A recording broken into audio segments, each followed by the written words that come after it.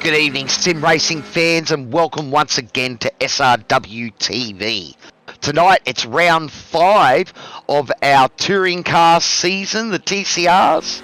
It's Cowie Average Sim Racer here, together with Jamie, bus driver Dyke, and Chef Toddy behind the scenes looking after the pictures for tonight's action. Right, it's going to be an awesome night of racing as we delve once again into the fun that is TCRs. Plenty of door banging, killer curbs. Should be an awesome night here at Fuji Speedway. What do you think, buddy? It's definitely wide enough to go 2-3 wide, and it's amazing for overtakes. The boys just need to watch out the front tyres, and it should be some good racing. Well, I know I was commenting last week on this track with Scotty. Unfortunately, Scotty's just a little bit under the weather tonight, so that's why we've got Mr. Bus Driver in to help with the comms tonight. But yes, this place was actually, when it was envisioned and first designed, it was meant to be the NASCAR for Japan. So, you know, back in the sort of 60s, the Japanese were mad at everything American. They even wanted to bring NASCAR out here. And it was only after, I think it was a couple of drivers got badly injured, and they decided to remove the last of the high-speed banking. But effectively, the original project ran out of money. And so we've got the current layout that we do now. Yeah, and it's amazing layout for what they've done. You know, they haven't finished it, and it's one of the best tracks on iRacing, I reckon. Okay, so you're a fan. I must admit, I'm only fairly new to driving it myself. I bought it on the weekend, well, actually last week, I think, for the broadcast, and I went out and did some AI racing in the V8s today, because the V8s are here on Sunday, so I thought I'd try and get some practice in there. What are they like in these TCRs, mate? Because you can really throw them in. Is it this one of those places where you can drive the car as hard as you can everywhere else?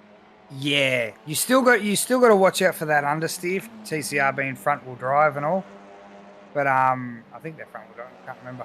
But yes, they are, mate. the front tyres here with the long high speed corners. You drive any car, it chews out the fronts.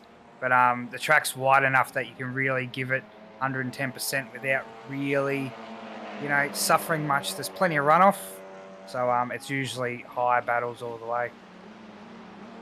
Awesome. Well, it's going to be an exciting round. This is round 5 of our TCR series. At the moment, the action has been aplenty. I know Scotty has been destroying his voice calling these races each night. And I'm going to try and lift, buddy, so I don't really want to squeeze any parts of my body to get that high-pitched stuff happening, but might have to, mate. It's going to be awesome, though. I don't think we're going to have any problems getting the excitement levels up. These TCRs have been great to watch, and I know they're a fun car to drive, and you can really see these guys just throwing them everywhere. So was it last week, Dylan DeBono from Velocity Sim Labs took out our round 4. Where did we race? I'm trying to remember now. We raced at Barcelona. And Corey McFarlane, first entry into the TCRs, and I think he came away with great results, second position, and Riley Jones in P3. I think Corey came right from the back in race number 4, as is his wont. But it's great to have these guys here. I think there's 3 of the Gerlands out there tonight as well. Caleb sitting on top of the charts at the moment with a 49.5, so that's a pretty good start from the Gerland clan, and it's obviously awesome to have those guys with us. DSL Welding Services, our major sponsor, also Pagnian Imports Simulations, the Dragon RC, and the Promo Department, our safety car sponsor. Jamie, you're going to have to start talking, buddy. I'm running out of breath here. Nah, it's all good. No, it's good to see. I haven't seen much of Caleb. So for him to be at the top, he must got this dialed in. Something shocking. You know, he's ahead of Husey. Well, look, Adam Hughes, these are good to see another name that's joined into the series. and he's quite fast in the Porsche 992s. We'll have to see how he transitions over. P2 at the moment. We are about halfway through our qualifying section. I believe you were looking at the current championship ladder there before, Jamie. Yeah, so you had some goss on that. Yeah, so we got Dylan DeBono out with a 53-point lead over Riley Jones, who I can't see. Well, he hasn't set a qualifying lap yet, and P3 Paul Gerlin, who's only 55 points behind Jones, up at currently P4. So Paul's going to want to close this championship gap up as much as he can, working together with his son. Well, I had a good chat with Paul actually. Had a little. I think I might have stuffed him up on Sunday with a little bump at T1 in the V8s, and we ended up battling with each other for quite a bit of the race, and had a bit of a chat after. So it was awesome to have a chat to Paul. But yeah, look, we love his support, not just as a sponsor for the for Sim Racing World, but also as a driver. And as we know, mate, most of us that are involved with sim racing, it's, you know, we put some sponsorship out there, but we also want to be in the thick of it and racing these things, because it's a whole bucket of fun, isn't it? Oh, it is. They drive like a washing machine, but the fun is always there with these things. John cashing out in the chat there on YouTube, Evening Trendsetters. Hey, buddy, thanks for coming along and joining us. Adam Hughes just gone to the top with a 49 flat, 008, so already showing some pace, so he's not just quick in the Porsche. Both Corey and Greg are on personal bests. Paul Gerlin's done a purple first sector. So there's still time to be had out there from quite a few of the guys. Well, it is a fixed setup series, so they can't take the fuel out and do a quali lap, so it's all about trying to stay out there as long as you can and wheedle that fuel down. But it's probably more going to be about trying to get a tow down the main straight there as well. You're going to see the guys that manage to get that tow, they might just find themselves near the top of the field, I think. Yeah, as Corey McFarlane gets into a 49 flat, puts him at the top. Gerlin also reclaimed P4. We've got some really good battles up front. I can see my teammate Harry Dodd's currently sitting in P3. He's only 0.3 off the lead at the moment. And we have the top, 10 cars have all got under the 1 minute 50 at the moment. So it's pretty close there, buddy. Less than a second separating the top 10. Oh, definitely. It'd be a wonder to... I know you said it was fixed setup, right? This track is open to setup changes galore. You can run low downforce, you can run high downforce, and as long as you're not breaking any traction, it kind of all works around here. Well, someone there losing the rear but catching it. Hey, look, it's very tricky. I know I haven't driven the TCR around here. I did a bit of practice in the V8 Supercar, and those long sort of radius corners where you're sort of getting in and out of the accelerator, I wonder how much you can send it in these things and just trust the grip in the front of the car. I imagine it's going to be a lot. As long as you can pull it up at the apex, there's going to be quite a few sends. Well, it is one of those places that seems to have been a hit in the sim racing world. Starting to see a few races there. I know when I was trying to do some research out on YouTube, not a lot of guys have put out stuff on laps around here. So everyone's sort of finding their own feet at the moment. Though I believe the officials for the TCR are here this week as well. So I know a few of the guys have been out there and already done a couple of the official races just to get their feet wet, so to speak. Yeah, definitely. As Caleb was just picked with his old man, stolen fourth away from him. Oh, he'd be loving that. I've got the impression that they've got a big sort of gaming room with all these sort of simulators set up there, and they can all turn around and curse each other in person, you know. So, but that's awesome to see them all involved. Well, that's right, buddy. Well, the action is hotting up out there. We've got about 3 minutes of qualifying left. At the moment, it is Corey McFarlane with the 148.64, and he's got about 3/10 over Adam Hughes, currently with a 49 flat, sitting in P2. Harry Dodds in P3.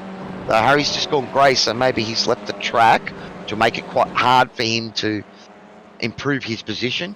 And we've got Caleb Gerlin in P4 with a 49.49, and Paul Gerlin with the 49.52. Hughes is on a purple. Oh, he didn't. He lost in the last sector. Oh, that's unfortunate for Hughesy. He went personal best sector 1, purple sector 2, and just screwed it in sector 3.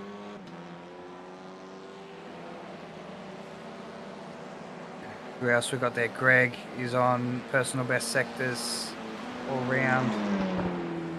Johnston, that is. Where does he well, end Greg up? had a great, Greg and both the Team Greg cars, Greg Leake and Greg Johnson, they had a really good race last week. I know Greg found himself at the front and was battling hard in the second race, trying to hold off those fast guys behind him. So, you know, it's really good to see the boys stepping up, having a bit of fun out the front there and, you know, battling right in amongst it. Oh, it's phenomenal. I mean, this is some of the closest racing you can get in these cars. So it's going to be a good watch tonight. I think it certainly is, buddy. Alrighty, well, about a minute of qualifying left. Keep an eye on those times. Still a few guys out there with the opportunity to improve their starting position. And of course, guys, if you are enjoying the content and loving everything here at Sim Racing World, don't forget to give us a like, hit that subscribe button, the bell notification, and that way you'll know when we go live. Again, Sim Racing World brought to you tonight, our TCR series by DSL Welding Services, Pagnian Imports Simulations. Also great to have them a big part of our series. Dragon RC and the promo department will be our safety car sponsor tonight. All right, Hughesy, we're inside that last minute. Who do you think might make a move here? I think Corey's got the top spot. I can't see the time Hughesy doing at the moment to kind of challenge it.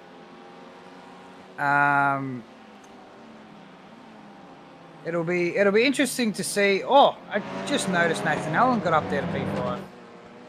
It'll be interesting to see if Caleb can get Dodds. I don't think that's going to be the case as Paul's in pit lane. He's finished up for quali. Let's see what Nathan can do. Let's see if he can improve even further. Get Caleb, maybe Dodds. He's not improved in the first 2 sectors.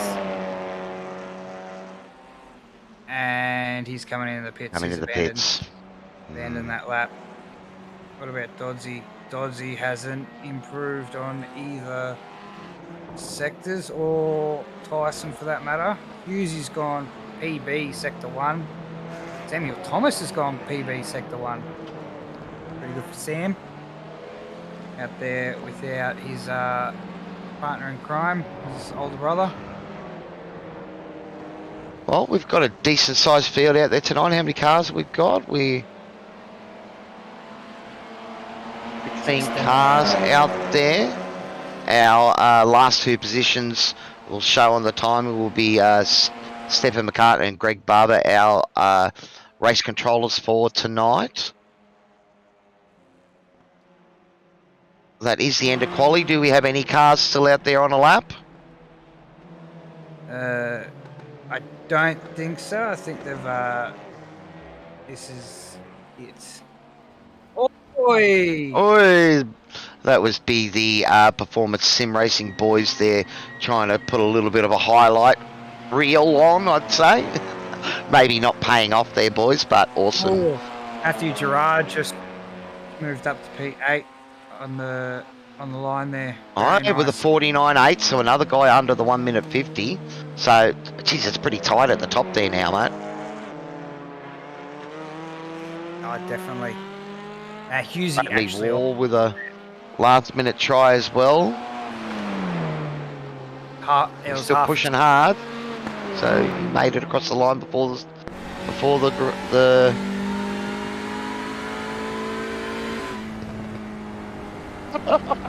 Oh, that's hilarious. I just heard Tyson on the radio calling into contact with his teammate. Oh, he's a classic.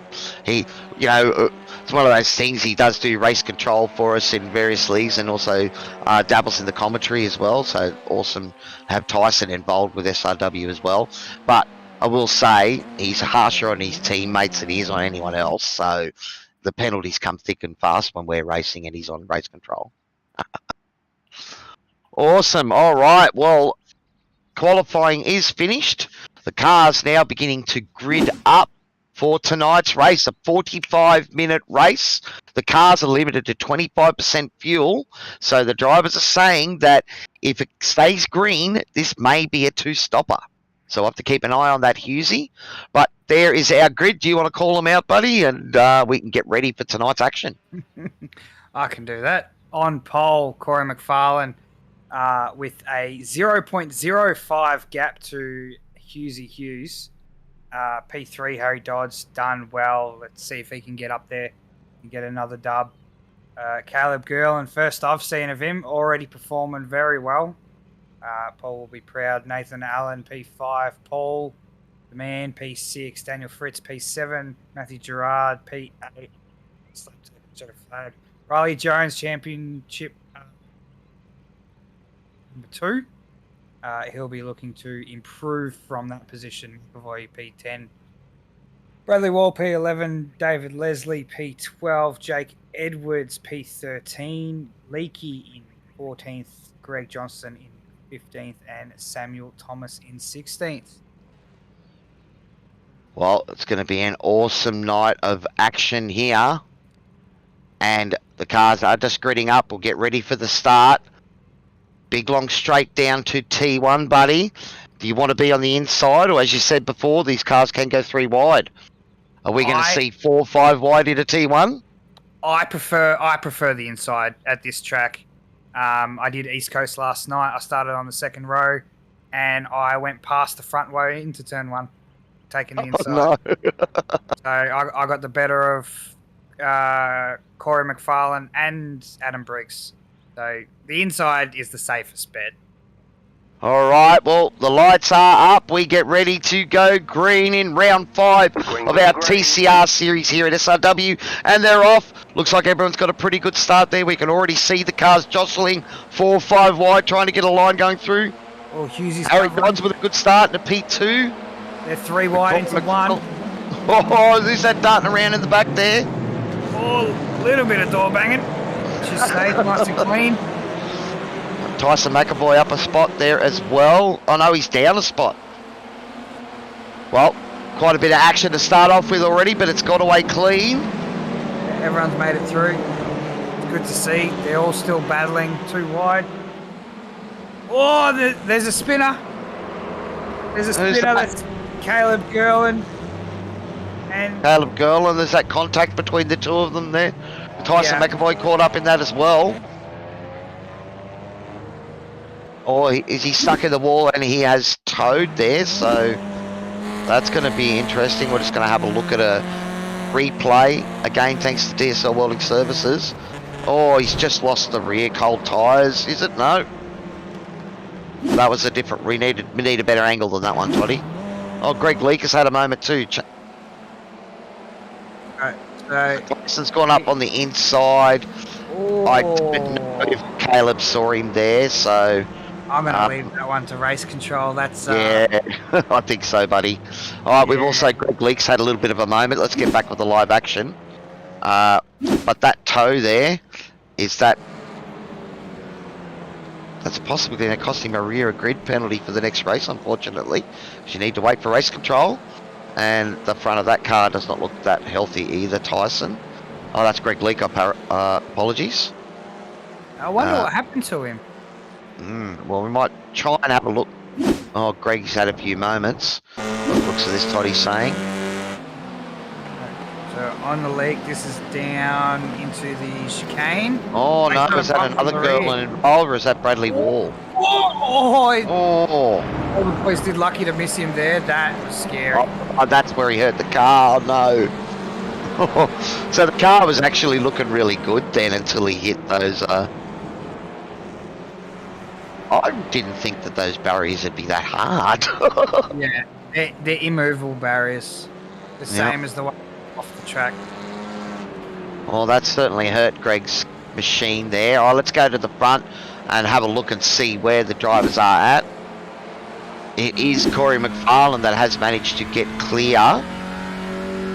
And looks like he's got a couple of second gap over Harry Dodds already at the moment. Adam Hughes down one position in P3. Though we can see Adam here now trying to make a move on Harry around the outside. Harry doing well there to hold his position. That height right-hander hairpin at the end of the straight there. Well, it's a sweeping straight, but it's a straight. Harry's doing very well defending from Hughesy. I like it. Look, he's confident in the TCRs, buddy. He loves the car. Tyson McAvoy, you know, my other team boss. Not other team boss, the team boss. He loves these cars too, and it's great to see both of them out there tonight. But they're going to have to push hard to try and catch Corey McFarlane. The gap is 2.5 seconds now, and he's starting to check out, buddy. We're only 5 minutes into this race. Yeah, Corey knows his track like the back of his hand. He's driven it. He drove it last night. He's driven it. He's probably practiced all week. He's running very well. Oh, we had a chat to him last week. It didn't seem like the TCRs really got him that excited, but we see him back here again this week and straight to the front. Was that a move from Matty Gerard on Paul Gerland there? I think it was. Yeah, jumping into P4. That's a great move from Matty. Got up the inside. Is that Riley Jones looking to try and take advantage? Bit surprising to see Riley back here. Riley's got good pace in the TCRs. Perhaps Fuji just not quite got it dialed in yet. Yeah, he might have just gotten this track as well, so he might need to familiarise himself with it a bit more, understand the flow. But yeah. Well, it seems to be a track a lot like that, you know, like a Suzuka, where, you know, or maybe even Red Bull Ring, where it's more about the flow in the middle part of that lap. Yeah, it definitely is. And you can easily gain a second or two just from understanding where to push the car and where to lift and coast. You know? I see Dylan Thomas on the YouTube chat there to say glad he's not race control for that incident. Yeah, well, that's why we've got independent race control, buddy. And he's around Paul Gerland. Was that a little bit of contact there with Riley Jones? He was with Riley Jones and Nathan Allen, I believe. Well, that put him well back, Paul. Currently running, P2 or P3 in the series, you said before, Jamie, so P3. That might hurt. Yeah. Riley Jones was P2, so championship contenders. Okay, so there's a little bit of a tap there from Riley. We only caught the sort of last part of that there, Toddy. Yep, so but let's go back to the action. Keep an eye at the moment. Yeah, so he's right at the back and going to have to do a bit of work tonight, Paul. Though, on Sunday, like myself, he had to do a bit of work from the back and carved out a half-decent finish in the V8, so we do know he has it in him. Is that Greg Johnson looking to try and get up on the inside of Samuel Thomas there going into T1 as well? Looks like Greg's got that move done nicely as well. Great move from the Team Greg machine there. See Tyson McAvoy just up ahead of him trying to catch back up. It is a 45-minute race tonight, everyone. If it stays green, it is likely this could end up as a two-stopper. We may see a bit of fuel-saving shenanigans, though it's hard to say. I don't know if the fuel saving is quite as effective in these cars. It is in something a bit bigger and heavier like the V8s. Jamie? I imagine it's going to be the same, if not a little bit easier with these. Being front-wheel drive, saving fuel is going to protect the front tyres more, and it's kind of what you need. So, yeah, if anything, if you do it correctly, I imagine it's more effective. Well, that is going to be the other question tonight, is whether or not these guys take tyres, because it is an add-on on top of the fuel in time in the pit stop. So So far, I think the guys have been saying that for a 45-minute race, they don't really envision that they will need to change tyres, but you never know. Someone might make a gamble. Do we know roughly how long it takes to change tyres?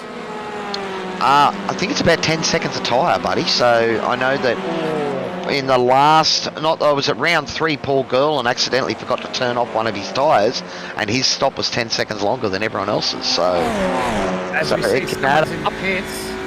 Who's in the pits? Caleb Girl. I mean, yeah. Well, that car, Caleb got that car fixed, and because he did tow. Got that car fixed, has gone back out. Has he come back into maybe... Looks like... Has he disappeared, Caleb? Yeah, Caleb has disconnected. Perhaps he's been told the rear grid, or because he did the tow. So, John, I'm not sure if the field is mostly Hondas and Audis. I think the Audi does seem to be the choice. There is a few Hyundais in there as well, buddy. So, we've got... Looking at that, we've got 4 Hondas, 5 Hyundais, and 8 Audis. So that's actually a bit better spread than we thought. And it's a mixture of the Hyundais. Okay, so a couple of different ones, is there? Yeah, there is. Because it's the Elantra and the Veloster. The other one? The Veloster. Aha, yep. Oh, Toddy just putting the camera on Jake Edwards, who's flown under the radar. 7 positions, having a cracker of a race so far. And Daniel Fritz in behind him there, trying to stay with him. They've got a little bit of a gap to make it up to Nathan Allen, who did ask me to not give him the commentator's curse tonight. Where the other boys maybe called for it. As I've just noticed, Riley Jones has actually pulled back in our timing tower. Okay, so perhaps a bit of damage, or a bit of damage as a result of that contact. Maybe, I'm not sure. Jake Edwards passed him a lap or two ago. That car looks a bit worse for wear at that left front there, buddy. I don't think you're supposed to see the front part of the tyre, are you? No.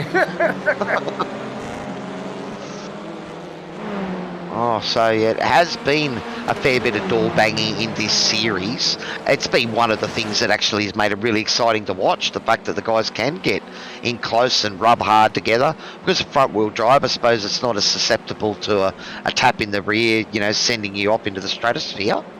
Tyson McAvoy looking to make a nice move here on Bradley Wall, getting up the inside. So it looks like Tyson's got away without too much damage on that Toyo Sim machine. As Bradley's going to come back at him. And yeah. Bradley's going to defend into here unless Tyson can get under him. I don't think it's going to happen, though. Well, Tyson does call himself the last of the late breakers. He assures me that that was one that was given to him, not assumed by him. So, he definitely performed a late break there and actually got it done. Well done. That was an awesome overtake. Oh, it was a good battle between the two of them there. Tyson getting the wood on Bradley. Bradley hitting him back and Tyson finishing it off. So, yeah, great to see. And looks like the battle's not over. And as we see time and time again in the TCRs, as soon as two cars get together to start battling, it just brings the field closer to you, as we can see David Leslie now trying to get involved on the action. And look at that 3-car battle behind with Paul Girl and Riley Jones and Greg Johnston. And I'm sure up in front there'll be a 3-car battle as well, buddy. All right, so we'll start to see maybe a few of the strategies, or maybe just that car too damaged, because again, most of the drivers saying tonight, if this stays green, it could even be a 2-stopper. So, if you're going to split 2 stops, you do it at the 15-minute mark. Okay. So if you're going to split 2 stops, split the race into thirds, you'd want to do it around the 15-minute mark. And with currently 14 minutes into About the 12 minutes into the race, so it's well, probably a little bit early. shy of that window. But I think that Riley's car was pretty heavily damaged there, so that might have factored into the equation. So, and he just realised he was giving up a bit too much time. The problem will be now is he's a bit on his own, and we can see that the draft can make big differences to your lap times in the TCRs. So those guys that are sort of grouped together and not battling too hard will be faster. But we know that as soon as you get cars together, it's in our nature. We can't help but battle, can we, Husey? Well, this is P2 in the championship, so we'll see what Riley's raw pace is really like. As this is Nathan Allen with Gerard. Matty Gerard. Gerard. Made a move. Yeah, I think Nathan got past Matty then because Matty was up 4 spots. So Nathan's showing some great pace in the TCRs. He is a dirt sprint car machine driver. I think Paul Gerlin was close as well. Yeah, I was going to give Nate a big rap because he's been giving me some help with the sprint car racing last night. Unfortunately, I got taken out by a car parked in the middle of a dirt oval. Doesn't really work if you park a sprint car in the middle of the track. Alright, we're going to have a look and see what happened to Paul then. Is he just a bit of curbing? He might have done it himself. Maybe he went for a dive. He has, and there's contact there. That's with the After Dark sim racing machine. Oh, okay. So that would have been. That would be close to getting in danger of a DQ turnaround driving like that too, isn't it? I'm not sure, but that would have been David Leslie. So he's fallen back 1, 2, 3 spots. Yeah, it's a bit unfortunate. Unfortunately, it sort of tends to, when you have a start to the race that doesn't go the way you want it to, you can push a little bit too hard, can't you? And all right, just having a listen to race control, and it cut out. I was trying to hear what they were saying there.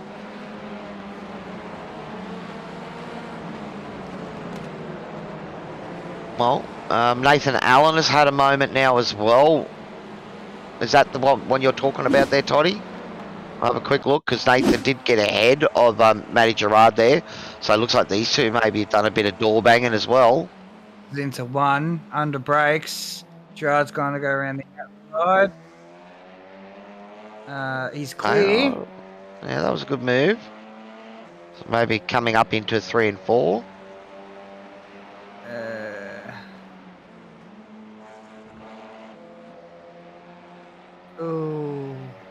Oh, I can't see any problems there so far. Alright, so here we go, just trying to see what happened. A good battle going on between these boys, but we've ended up a fair way back. It might be on that. Who knows?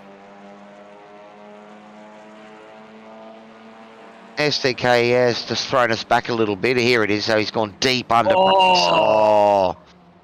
So that's what's happened. Matty did try to get out of that. I think he realised maybe a little bit too late that he wasn't going to be able to pull it up. Unfortunately, that may result in a penalty coming Matty's way. We'll have to keep an eye on what race controller's got to say. Race control just came over the audio and gave Gerard the order for a readdress. Redress? Okay, that has been done from the looks of it. Yep, it's already been done. Well, that's good to see.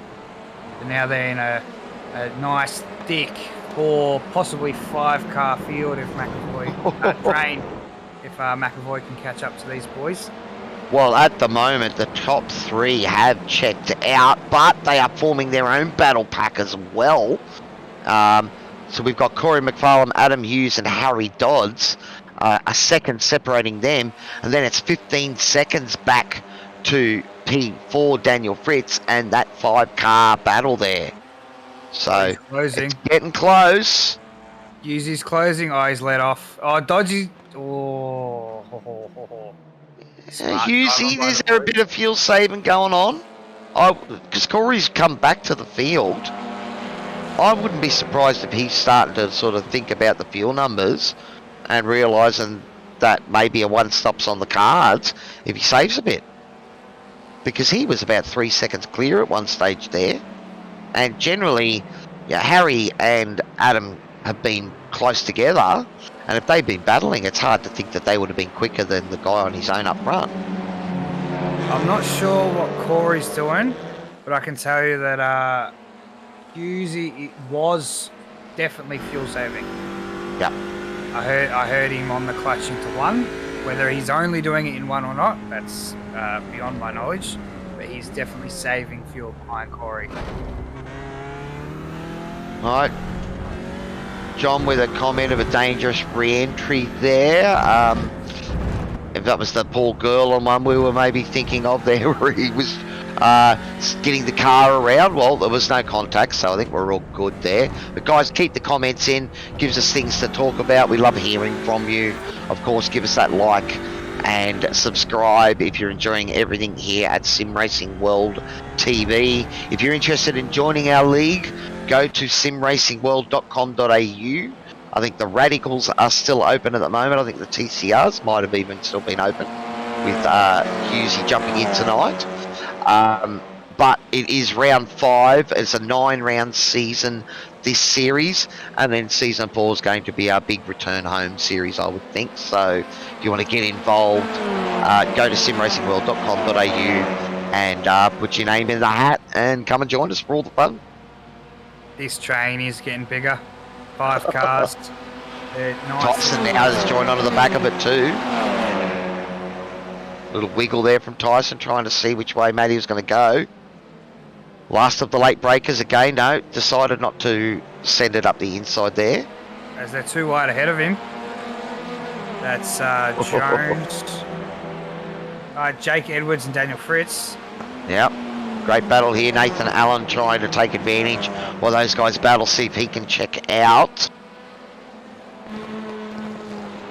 But we are almost 20 minutes into our 45-minute race. Already seeing a few guys going for pit stop, but I think that's partly been to repair damage. But by the sounds of it, if you're pitting around about that 12-13 minutes on, then you've probably at least played yourself into that 2 pit stop window. Just a damaged car makes it a little bit harder to fuel save, I suppose. Yeah, definitely. It'd be silly not to go for that strategy now. You'd be sacrificing too much time and too much saving to do a big second stint. So we'll see. Oh, Tyson McAvoy and Matty Gerard in the background there having a great battle as we watched on board from Jake Edwards' car. It was a good shot there, Toddy. Enjoyed that. No, I enjoyed that, buddy. It's all good, buddy. We don't have to rush. We're trying to catch as much of the action as we can. That battle pack up the front is still pretty close, but we have 5 cars within 2.5 seconds of each other. And we can see Bradley Wall at the back there in P9, and he's starting to close in on this battle too. So could be added another car to the mix, Husey. As I've just realised that Paul Gerlin has also unfortunately left the session. Oh no. So both Paul and Caleb not having the night, so the Gerlin clan a night to forget here at Fuji Speedway. It's a bit of a shame they had showed mega pace. Just didn't work out for them tonight. Oh, look, I think, we've seen so much door banging amongst the drivers in this series right from word go. And I think tonight has been the first time I've actually seen a few more consequences of that, just the cars reacting, getting hit in the wrong way and reacting and spinning. We've, so far this season, the driving has been absolutely amazing and close battles all up and down the field. So, at the longer race, no safety car as yet, and things have just sort of spaced out a little. As Sam Thomas and Greg Johnston have taken their first stop. Oh, well, that is that close enough to look at maybe a single stop? Depends on the window.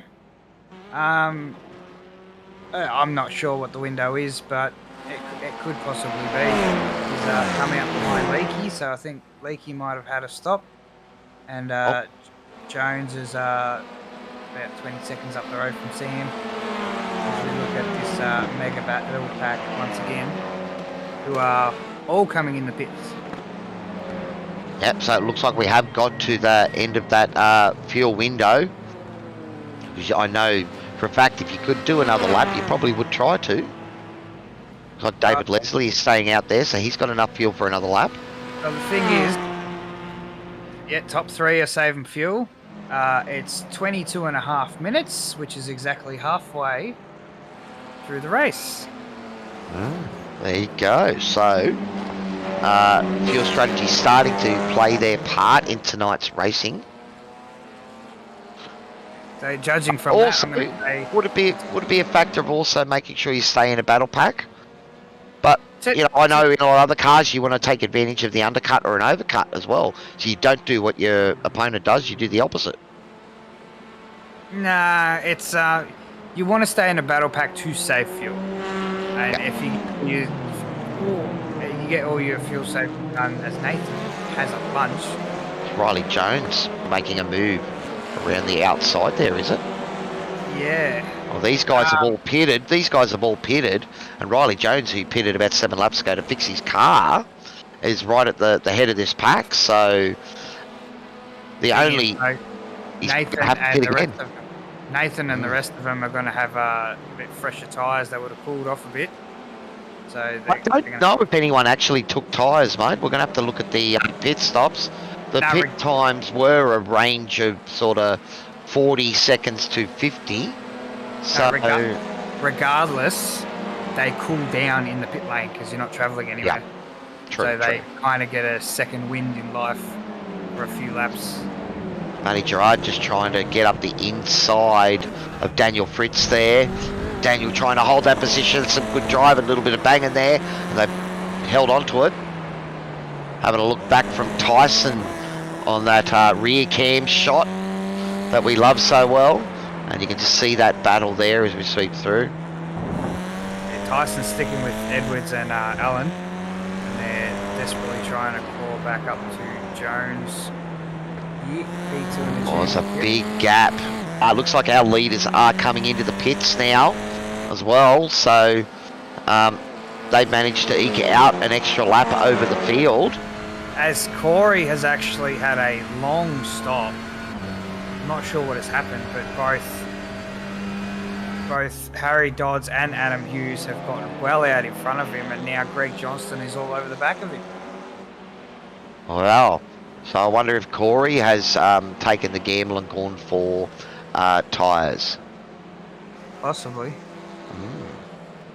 He's 7 and a bit seconds longer than Hughesy did.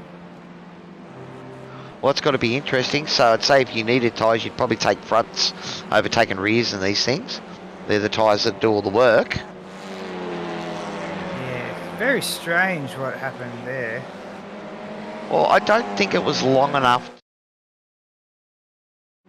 a penalty or anything. But if we look, he had a 7 seconds longer stop than Harry and Adam in front of him. So perhaps he did put on front tyres.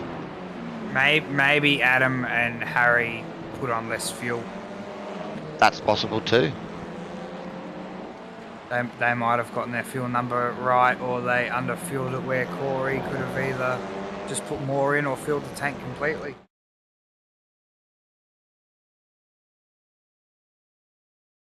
Battling hard with Adam Hughes.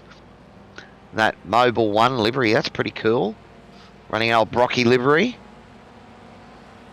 Now this, I don't think would be the strategy to play. I mean, they're well in front of McFarlane with 20 minutes to go. These boys need to work together and pull a gap. Yeah, you say that, Jamie. is that the fishy motorsports mantra? Run as far enough ahead so that we're only battling each other at the end. I do it with people that aren't my teammates. It's a smart call when you have a driver that on paper is quicker than you, and you want to stay ahead of him. Yeah, well, look, mate. You know, most of the field out there is quicker than me when I'm racing, so you know I love to battle with them. But you know, if they're really going to hold me up, the last thing I want them to do is to force them into a risky send. If they're obviously quicker than me, then I'm just going to get out of the way and try and see what I can learn from their lines or their braking and all that. But these boys here are battling for a championship, so I know Tyson missed one last week's round, I think it was. No, was it last week or maybe the week before? I can't remember. So he's already used up one of his drop rounds and closing right in on the back of Nathan Allen there, as these boys are racing hard. And again, we're looking at a 6-car battle here for P4. It's awesome stuff. Oh, it's great. And the racing is still close. You know, after half an hour, there's not many gaps, and it's still tight at the front. It's great. A shout out from Dylan there to Sam Thomas, who's up to P13, to Sam recovering his drive. Great to hear from you, Dylan. Love the comments out there, guys. Keep them coming, and we can keep this great action coming to you. Daniel Fritz here at the moment, trying to put pressure back on Matty Gerard. Looks like Tyson has managed to get past Jake Edwards as well, so now up into P6 and making his way through the field after that early contact on lap 1 with Paul Gerlin.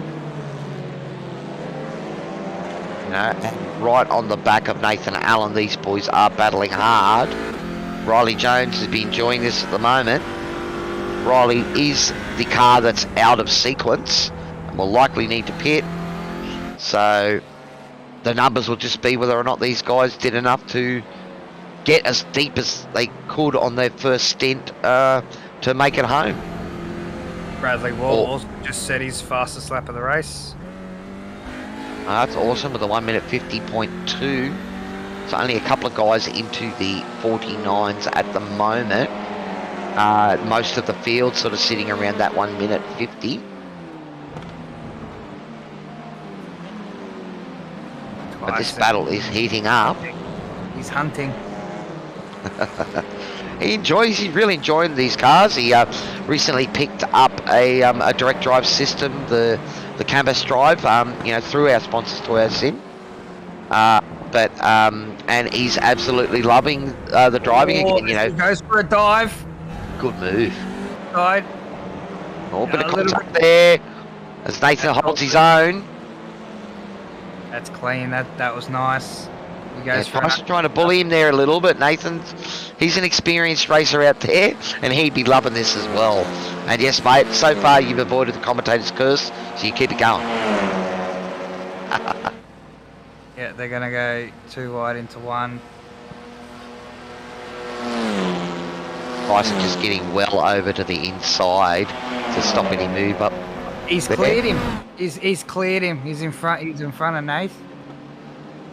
Well, it's still not done though, because we do know how powerful the toe is in these cars, and Nathan hasn't given up, and this battle here is going to give Jake and Matty and possibly Daniel a chance to get back up, and we're back at 5 cars again.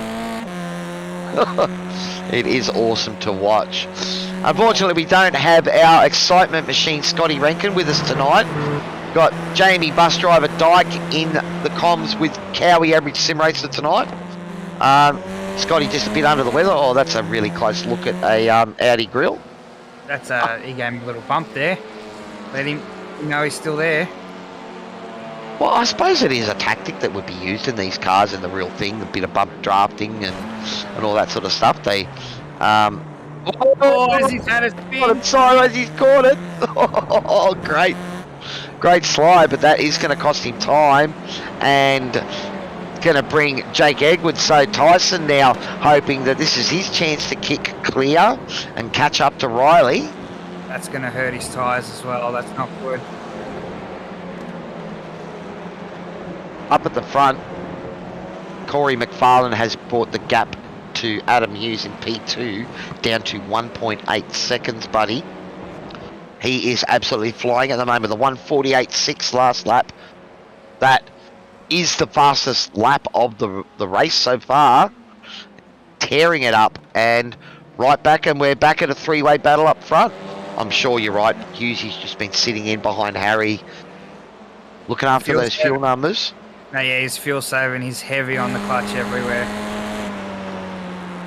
Well, that is interesting. So it's going to play out right to the end. So we are going to see perhaps Riley Jones may be the only car in the field really pushing hard near the end. Though we'll have to see if any of these other guys can make a one-stopper work around here tonight. Again, we are Sim Racing World TV here at Fuji Speedway for round 5 of our TCR series, all brought to you by DSL Welding Services, Pagnian Import Simulations, Dragon RC, and a promo department, our safety car sponsor. Oh, that battle's hotting up again. Tyson's giving the flash to the broadcast. Probably heard us talking about him again. He is closing in on Riley. The gap is 4 seconds at the moment, but and it was Matt. Is that? That's a lapped car, Greg Johnson. Yeah, in the middle of that mix there. Oh, what's happened there to? Jake Edwards has fallen back there, made a little bit of a mistake, and he's lost some positions. Now running in P9. Jake was having a great race up in P5 at one stage. He is still up 4 positions, so he's having a great run. And at the moment, it is our big movers are Riley Jones and Tyson McAvoy, I apologise. 5 positions, those two are up. Jake Edwards is up 4. Samuel Thomas is up 4 as well. As Riley Jones is in the pits for his second stop, as predicted. Well, this will get him enough to get home. And Tyson is on... that's the thing. Tyson and Jones are the biggest movers, but they were on completely different strategies as well. Well, just again, trying that incident at the start threw them well back. So, but I don't think they pitted early on. Managed to avoid too much damage in that lap incident. The real issue is that it's an 18-second gap to this battle up front, and Corey McFarlane making a move on Adam Hughes. So we might try and have a look at that if we can. Toddy, did it show it up there?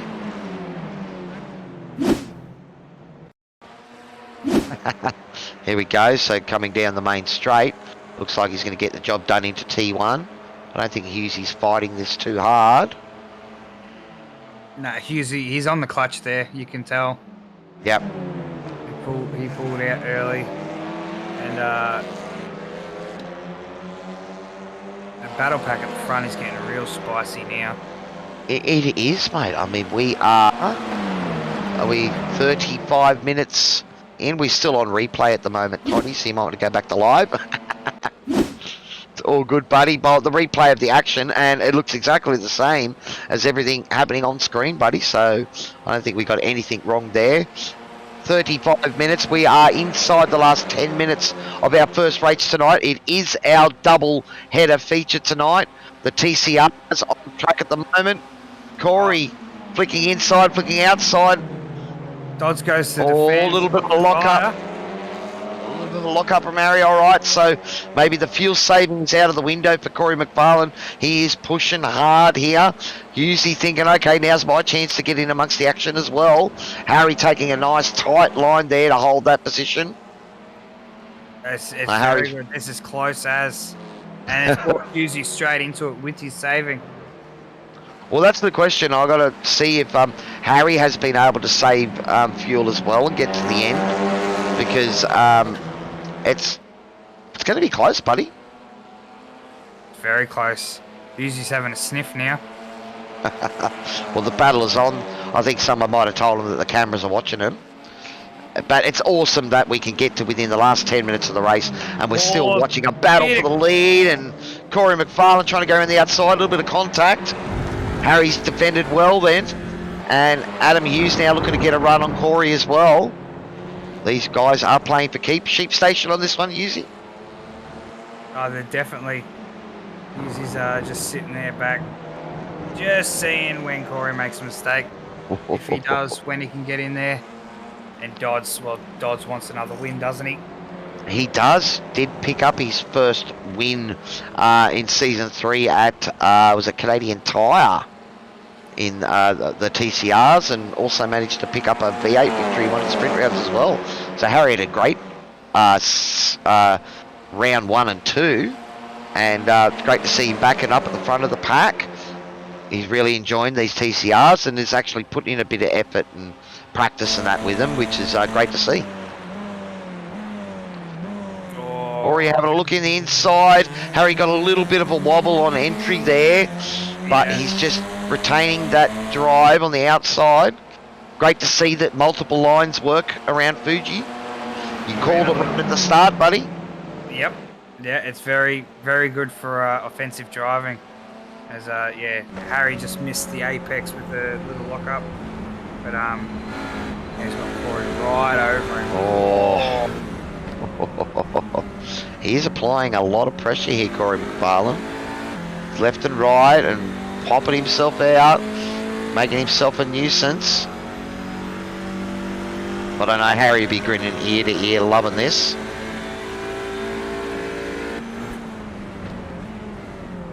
But he's positioning the car in smart positions, making Corey do all the work and have to go the long way around. He's doing a great job. I think he'd be hoping that Hughesy would have a dive. I'm sure he is, and it is one of the things I know.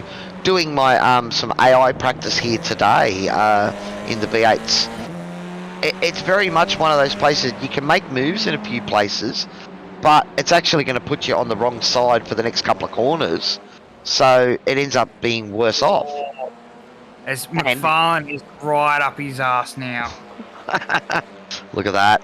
And again, you know, the problem is you go to make those moves, and you know, you might end up giving away the position to the guy behind you as well if it goes wrong. Corey trying to go around the outside here, getting a half a car overlap to see how deep Harry goes under brakes here. Can he hold on the inside? Harry's held around the outside. Corey going for the crisscross here. Oh, and Hughesy looking to take advantage of that as well. So Hughesy read that. He knew it was on. Just couldn't get quite close enough, but that's a great move from Corey McFarlane. And awesome defending driving there from Harry. It's just a good move, buddy. Your chance to repay the favour now. He can get in there. If he can stick with him, get in there, shove the nose up again. Although Hughesy's looking pretty into it now. Oh, Shibby on the comments saying we started the party without him. Mate, you just wake up or something, Shibby. You've missed out on some great action. We are within the last 5 minutes of this race now, so perhaps 3 laps remaining. We'll have to keep an eye out. But this battle up front is hotting up. We've got it's still fairly close going back through the field as well. About a second separating 4 or 5 cars there. Tyson McAvoy looks like he's got clear for P4. But this battle back here, looks like Nathan Allen has checked out a little too. So it's Daniel Fritz, Matty Gerard, Jake Edwards, Greg Johnson in the mix there, lap car. But these guys are still battling hard to the end. But the action is up front, buddy. We're going to have to stay up there because Adam Hughes has just fallen back a little from Harry Dodds, according to the timing. No, still right pretty there. close. Yeah, no, he's right there. And this 3-way battle for the lead of the motor race round 5 for the TCRs here at Fuji Speedway is still on. Didn't get a look at Harry goes for a dive. Oh, He's on the apex. He's actually made it work. Corey trying to go the over and under. But Harry's got it done. That's a great send. That was well done by Harry. And Hughesy Oh, a bit of a dark horse, Husey, tonight. He's just positioned himself. He's waiting for carnage, I would think. Yeah, definitely. There are scraps to be collected if these boys get together. But so far, it's been clean, awesome racing. He's just playing devil's advocate, keeping the pressure up on the car running in P2, whichever one it is. And they're trying to get them to go for the win. They come together. Well, it's all his. 3 minutes remaining. So we are possibly looking at only 2 more laps, I would say, as they fight hard. Corey McFarlane trying an inside run. They got a great exit.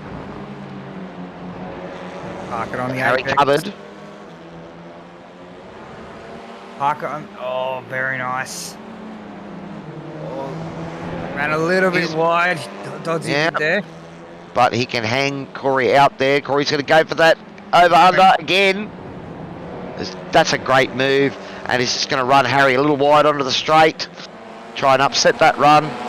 Hughesy's got a mad run on both of them. Massive run. I thought he was going to dart straight down the inside, Husey. Bit of side drafting. Trying to get that happening. They bunched together.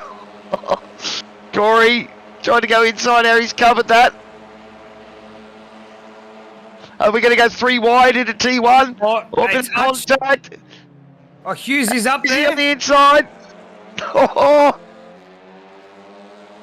We are looking at some awesome action here in the TCR round 5 at Fuji Speedway, and it's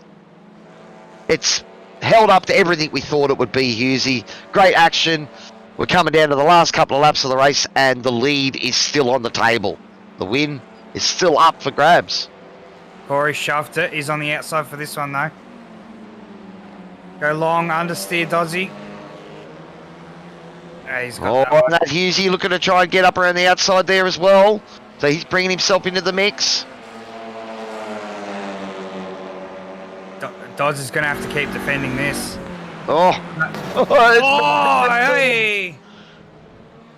Bit of contact, or there was no. Oh, no, Harry stayed on the inside there. No quarter given at all. These boys are having a blast out there. And looks like Corey's got the inside run. Can Husey take advantage? Great exit from him. Oh, and he's still there. Oh. And Corey's going to have the inside say on this one. Husey staying in the mix as well. Bit of contact there. Harry's had to go wide. And let's keep an eye out on Barney the flag man. I believe this is going to be the white flag, is it? Dodgy actually got a slowdown for that. That's very unfortunate. Oh, no. So hopefully he's bled that off. Oh, no, he's bleeding it off now, so that might put him out. Is that the white flag? It is. Barney waving the white flag, so we are on the last lap of the motor race. Harry Dodds with that big slowdown. That's put him well back. Now 2.4 seconds.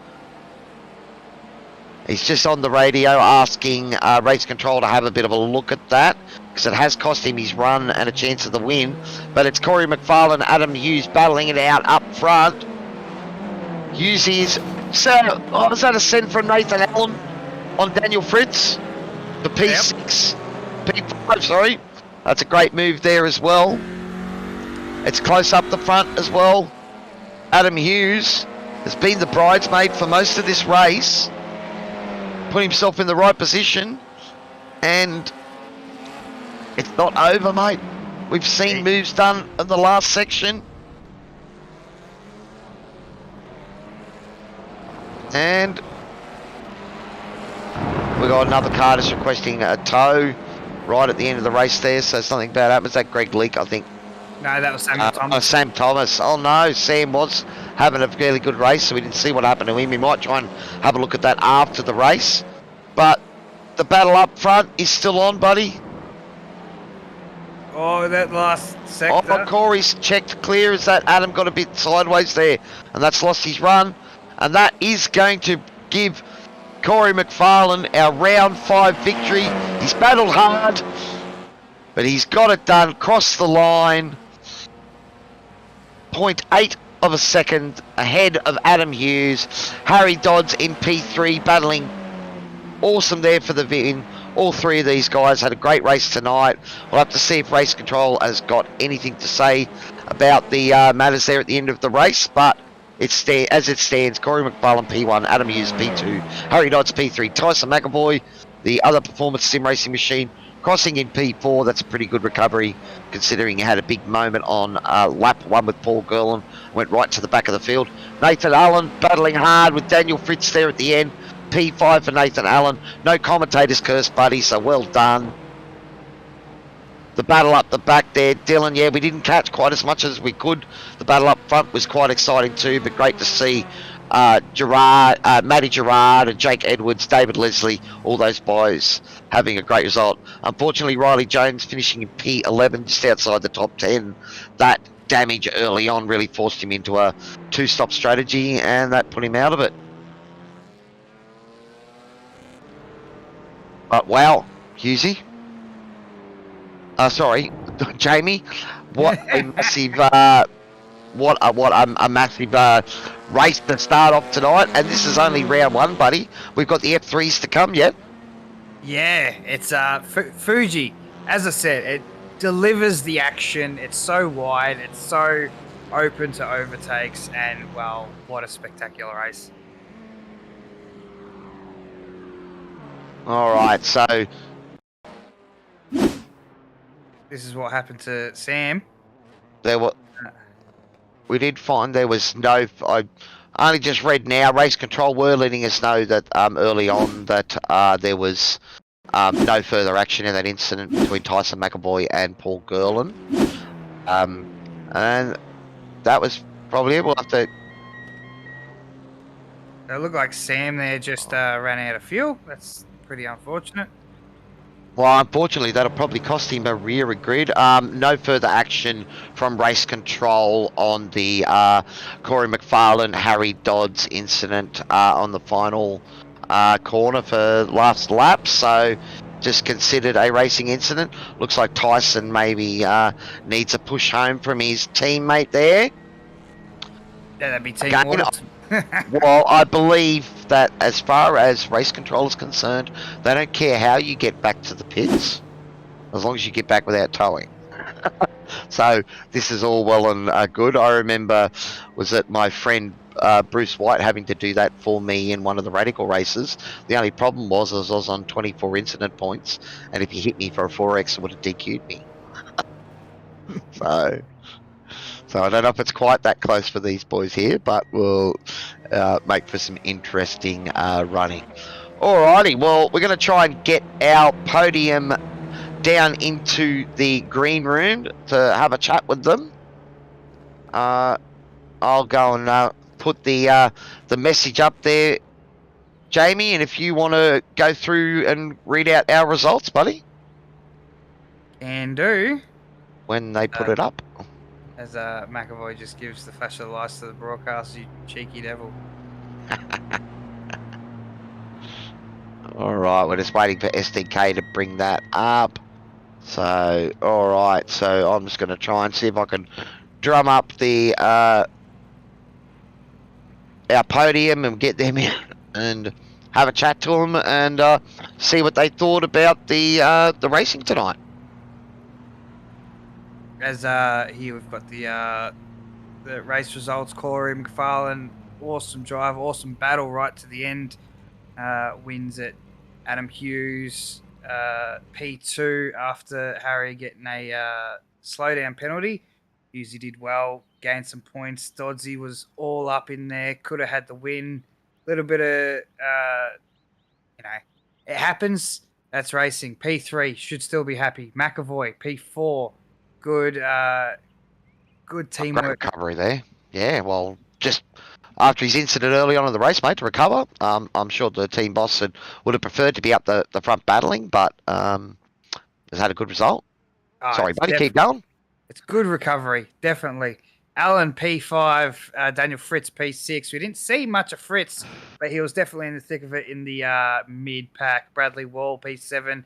Jake Edwards, P8 after some incidents slowed him down. He fell back down through the order and came back up.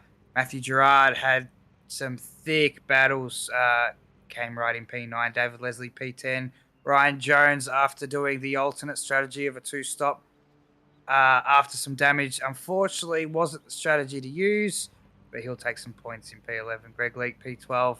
Greg Johnston P13. P14 for Samuel Thomas towing on the the last lap there, I think it was, or second last lap, yeah. Second last lap. No fuel. Paul and Caleb Girling DNFing mid-race. And that will be the results. That's it. All right, well, we have our podium in the green room, so let's bring down Harry Dodds. Harry, what a great drive, buddy. P3, and the win was there, mate. It was all on. Happened in the last bit. Yeah, I was a bit annoyed myself there with that little miss-up with Corey at the last corner. But other than that, I'm all fine with it. P3 is a solid result. And yeah, you got to slow down there, I think, didn't you, buddy? So you just had to get out of it. So that hurts. Yep, I did too, mate. Yeah, that was not my finest moment, especially on that front straight where you lose that toe. It's not pretty. Well, I don't get you be too hard on yourself, buddy, because we're battling hard there, and we got to watch the last 3 or 4 laps where you were defending as if your life depended on it, buddy, because he was trying every way to get around you there for a while. Yeah, well, that's the other thing. Also reading Cam Waters' post the other week saying no more Mr. Nice Guy, stop being soft. That's exactly what I was not doing. Go hard. Well, it was awesome. You guys were, it was hard but fair, and we do know that there tends to be a little bit of contact in these TCRs, but they seem to be able to handle it. But you guys just got a great break on the field early on, and it was pretty much a 3-way battle from lap 2. Yeah, well, that's the thing. When Husey and I started battling when he got past me, that's when I was like, Husey and I sort of equal on pace here. We can sort of toe off each other, and yep, we ended up back on McFarlane for the pit stops and jumped him. Well, it was an awesome effort, buddy. P3. So we're going to have to wrap up chatting to you, but not before you give us a chance to let us know all about Performance Sim Racing sponsors. Yep, so I can chuck it on to sponsors immediately. I can go through to Toyo Sim, Westo Motor Group, Tilsey Finance, Night Rider Designs, Paramotor, Isuzu Ute, CowieMusic.com, hashtag Talk to Me Bro, and I think that is it. That's pretty much it, buddy, but well done tonight. Great result. I know you might be a bit disappointed you missed out on the W, buddy, but you're showing you're right in the thick of it. So hopefully we'll see you up the pointy end again next week, buddy. Oh, absolutely, mate. And stay tuned, everyone, for the Porsche Cup tomorrow night. I'm definitely in tune with Mount Fuji right now, and I'm really loving this track. Awesome, buddy. Well done, mate, and good luck tomorrow night. Cheers, guys, and big shout out to Jamie Dyke as well, who I saw at Sandown last week. Oh, good, mate. Well done on the P3. Is that why you didn't have any questions for him, Jamie? Because you've already heard it all before. Okay. That's exactly right. Thanks, Harry. All right. Thanks, guys. All right, so let's bring in our P2 runner, Adam Hughes. Hughesy, what are you doing in the TCRs? I thought you were a Porsche man. Yeah, I'm a Porsche man, but I just thought I'd give the TCR a crack tonight. Just out of the blue, just something different. Yeah, I suppose I haven't really driven the cars before, but yeah, it's quite a lot of fun actually. Put yourself right in the thick of it, buddy. A 3-way battle pretty much from lap 1 that ran right to the end, mate. So, your tick of approval? Yeah, mate, it was good fun. Like, Corey's pretty good to race with. Harry sort of kept myself and Corey sort of busy and held up a little bit. Not taking the piss out of him or anything, but made it a bit hard to pass him. But he did well for himself. It was a good race, mate. Quite enjoyed it. Just got to use the front-wheel drive car and learn to not save too much fuel. Okay, yeah. We did hear you doing some fuel saving early on and that, but so yeah, you saved away a bit too much? Yeah, I think I had about 5 or 6 laps on board left over right across the line. Gee. Because I was under the impression it was going to be a 2-stop race, but then I realised I pitted sort of halfway after like the halfway mark, and I was like, might be touch and go, and then across the line I had like 6.5 like laps worth of fuel. I thought, oh crap. So, Should have pushed hard earlier, buddy. Oh well. Oh, it definitely seems in these cars that it's hard to get a gap. You get to the front, you can battle, but then you've got the guys behind you that have now got the toe on you, and it's really hard to build a buffer and make a pass stick. Yeah, it is, mate, 100%. Sadly, I love the Honda. It's good to drive, but the only like downfall of it is, or to them, is it's shocking off the line compared to the Audi, and it hasn't got the horsepower in a straight line. Cornering it is just absolutely ace, but yeah, just a straight line lacks a little bit. So it was a bit of a struggle straight for this track, but yeah, and other than that, wasn't too bad. Well, a great result for your first night in the cars. Fuji, is it a track that you're a fan of? Shit, yeah, mate. Looking forward to it tomorrow night, mate. Big fan of it. So I'm. Harry reckons he's dialed in on it. So you reckon you're dialed in on it too for the Porsches tomorrow night? Yeah, absolutely. Yeah, for sure. Awesome. Well, Jamie, you got any questions for Yuzi before we throw over to his sponsors? Yeah, is there anything you can't drive, mate? Gee, yeah, I think Supercars at the moment because I'm just shocking. That and probably F3s at the moment. Everything you drive at the moment, I seem to see you're on pace. So well done, man. Yeah, cheers, mate. Appreciate it. Thank you very much. All right, buddy. Well, let us know about the sponsors looking after your team there. And so take it away, mate. And congrats on P2 tonight. Yeah, cheers, boys. Obviously, yourself, Cowie, good to hear from you again and have a yarn with you. Obviously, Jamie as well for jumping in and obviously doing the comms tonight. Good old Chef Toddy doing his bit, mate. Love your work, just like Shibby. Love you both for your efforts. Obviously, to Race Control, to Stefan Barbs. Big shout out to obviously Chris Cross for having me on board again. Obviously AE Boards, Jennifer Russell Real Estate, Shunts, huge shout out to Pool Master and a massive shout out to Palmerston Bakery, even though they're not in the car, because we haven't got a livery out, so I just used a mock-up 95 Peter Brock Holden livery, but you know, that will do. Awesome, mate. It was a good throwback nostalgia there, but well done on P2 tonight. Let's hope to see you again and battling up the front, buddy. Yeah, no worries, boys. Appreciate it. Thank you very much. Thanks, Yuzi. All right, let's bring in our race winner for tonight. 2 from 2, Corey McFarlane. Though it wasn't all your own way tonight, buddy. Yeah, it was a tough race. So, I know last week you said you weren't as much a fan of these cars. Are they starting to grow on you now? No, not at all. The Audi was a lot nicer to drive though. Not sure if it was just, you know, a bit of an easier track for him, but yeah, it was just definitely you could turn this car a lot more on the brake, and felt like it had a lot more front end than whatever I drove last week. So yeah, it's much better. You're a fan of Fuji as well, Corey? Not a huge fan. I mean, this track's I prefer over it, but it's not the worst one, so it seems to put on good racing there. Well, that's what we were going to say. I mean, you know, there was sort of looking at 3 and 4 wide into T1 on lap 1, and the battles were still happening at the end there, so it just seemed to be one of those places where you could get it moved on, but there was no guarantee it was going to stick.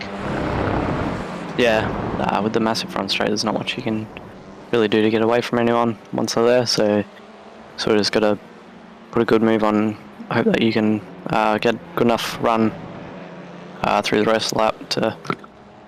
Now you were a little bit longer in the pits than the other boys. Did you take tyres or just took on a little bit more fuel, or? Well, I filled the tank and then I think I accidentally left one of the tyres ticked because it put on a rear left, I think, or rear right. I'm not sure. Well, that'd be why. I mean, I did notice there was about a 7 or 8 second difference between your stop and one of the other boys around you. So that would explain it. Yeah. But again, mate, 2 from 2. So you come in a car that you're not a huge fan of, but you've shown great pace and battling well up the front. So you must have at least had a good bit of fun battling with the boys there, and had to earn your win tonight. Yeah, those last few laps were good fun. Bit confused what to do with the fuel saving and all that, so sort of started doing that through the first stint and hoped that was the right thing. And then, yeah, the last stint was just try and play catch up due to the pit stop. Well, you certainly did that, buddy. You came charging home, so let us know of the sponsors looking after you out there, and congratulations on your P1 tonight. Yeah, thanks. First of all, big thanks to you guys at SRW that put on the race control, the stream, everyone behind it. It's not easy, so big thanks to you guys. Senate Sim Sports Precision Performance Setup Shop, and also Adam and Harry for the good last few laps of racing there. Awesome, buddy. Well, thanks very much for coming in and having a chat to us. Once again, Corey McFarlane, our round 5 winner. Well, pretty eventful race number 1, and it's only half over here at SRW TV. Don't forget, guys, we're going to have a short break, and we will be back with the F3s at Barcelona, Catalunya. It's going to be awesome racing. Talk to you soon.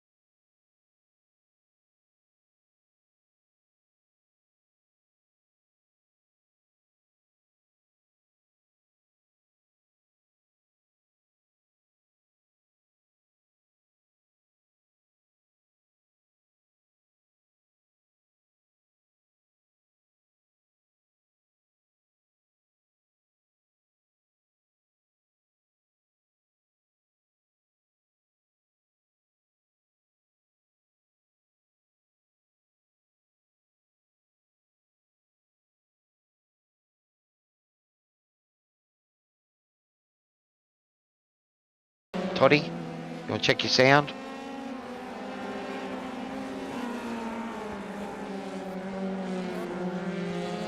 All right, so we are back here at SRW TV. It's our F3 Formula 3 Series, round 5 here at Barcelona, Circuit de Barcelona, Catalunya. Jamie Dyke on comms with me. It's Cowie Average Sim Racer here, and this is an awesome track and some open wheel action tonight. Jamie, should be awesome. It should be great fun, and what a track to do it at. I love Catalunya. Yeah, mate, it is a favourite. I do love this car. I love this in the supercar. I don't profess it to be my quickest track, but it's just got everything you could ever want in a racetrack, I reckon. Yeah, I love it. I'm not a fan of the tyre model with these F3s. Not good in an F3, but this track is just amazing. Well, tyres are the big thing in these cars. It does take them a few laps to get up to temp.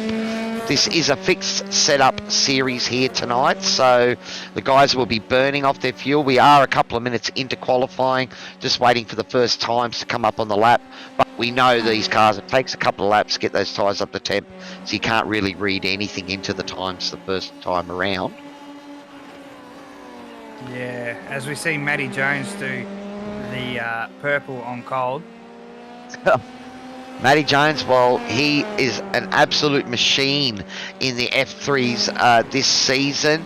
Currently leads our championship by, 59 points over Adrian Loretti. And we have to go back a further 42 points to Nathan Verney in P3. Darren Fahey, 15 points back, P4, and Daniel Byrne, a further 57 points back in P5.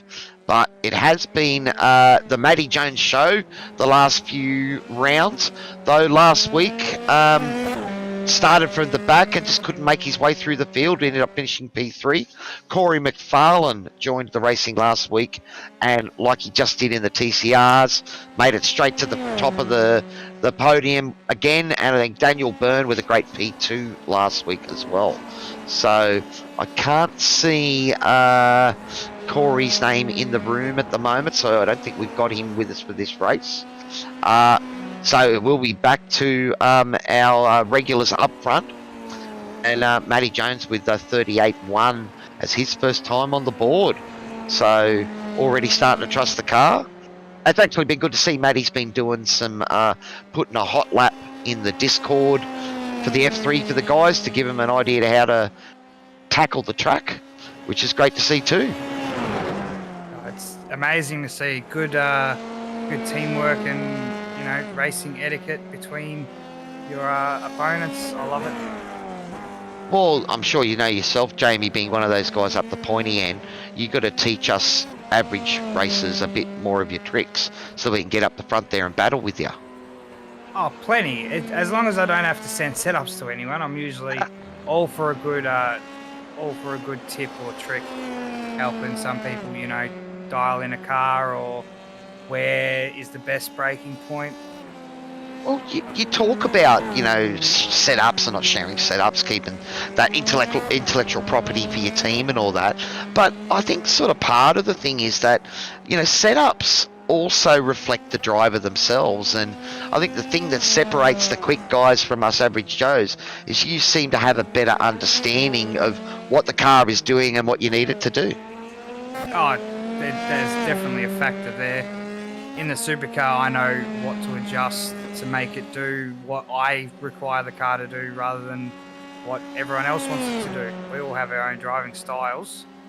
And yeah. It's not just that. I mean, the one thing that I sort of say to people, when people ask me about setup advice, and I'm only average at this game, but, and game, I didn't mean game because iRacing is a simulation. I meant game as in this world.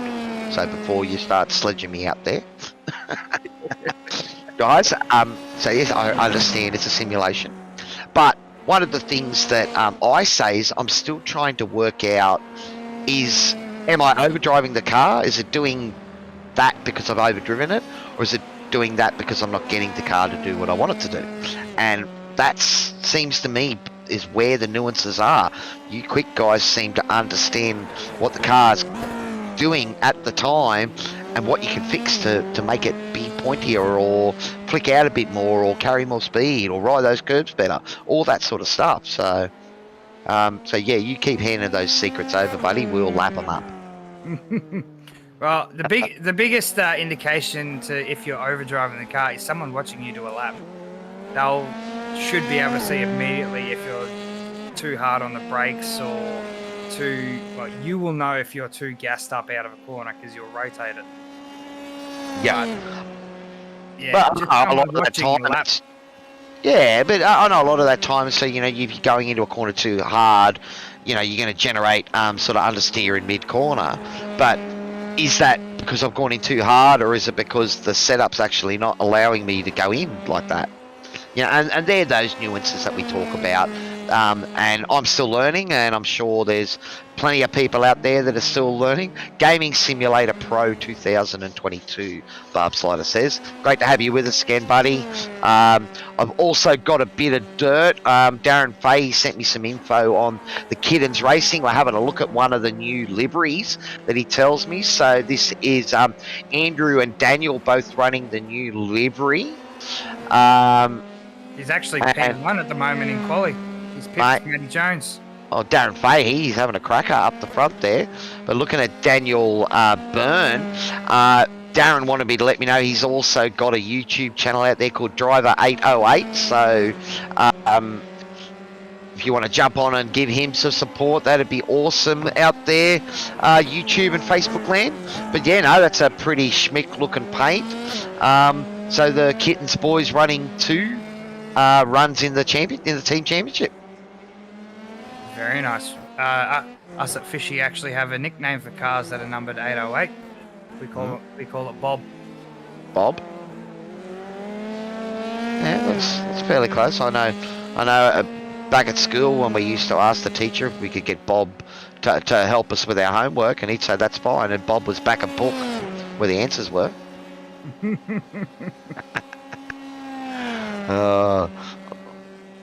Having a look at Adam Simpson, one of the. This is a soul fishing machine out here, and why isn't there a Piranha on that car, Jamie? There used to be.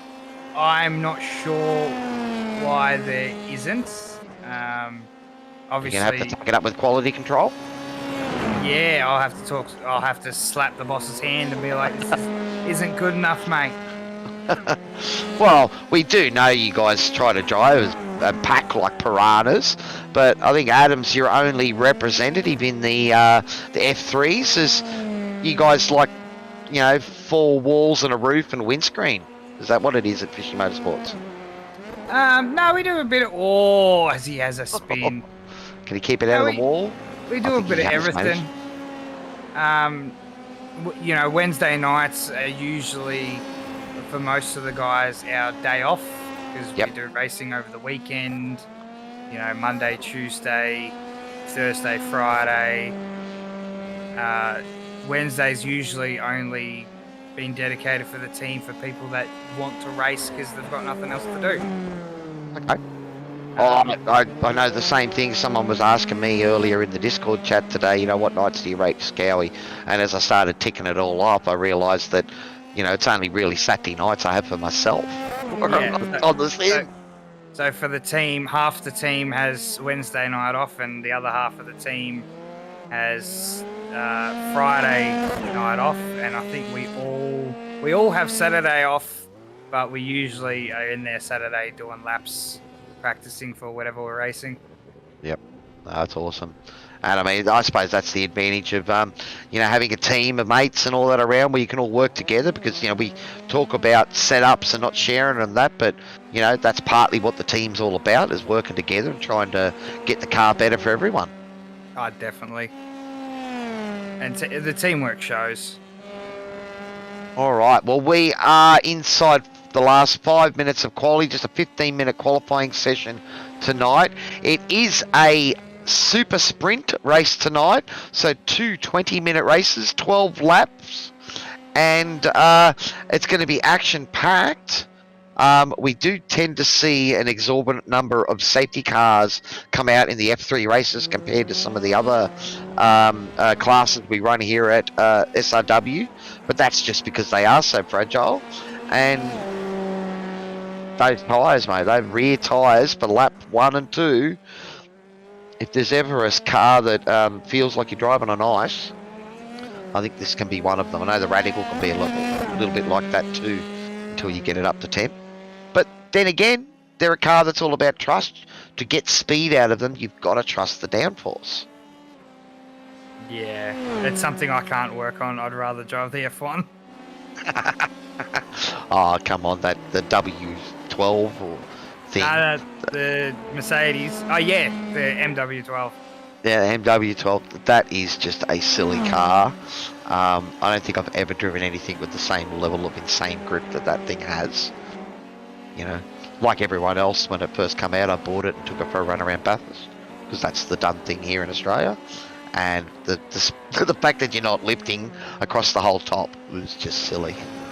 Yeah, definitely. But like all the functions you can use, energy, the DRS, it's phenomenal. And once you do a full stint on those tires are rooted. You can tell. I just love that car. So is that again a sort of one of those fishy motorsports mentalities where you love the strategy side of it, the push to pass, DRS, the ERS recovery, doing all that. So when you drive that car, none of that's turned on auto. You're all working it. Yep, we're all manually. Even in the LMP ones for Le Mans, we set it up all manually, and some enduros will have the deployment on auto if we've got some of the newer guys in the car, but usually, yeah, the strategy we love. Well, it certainly shows, with you guys, working together, and you can see that it just keeps bringing the team results. Well, we are inside the last bit. Is that Matty Jones pulling over? So he's pretty happy with his qualifying run there. Has jumped to the top of the charts with a 137.86. 3/10 ahead of Darren Fahey at this point. Adrian Loretti with a 138.16. Looks like he's just did a 138.30, so unable to improve his time.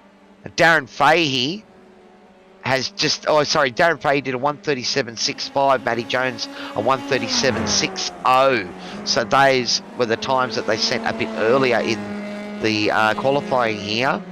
And the only two guys in the 37s, Adrian Lerdy P3, Daniel Byrne currently P4, so he's having a good result.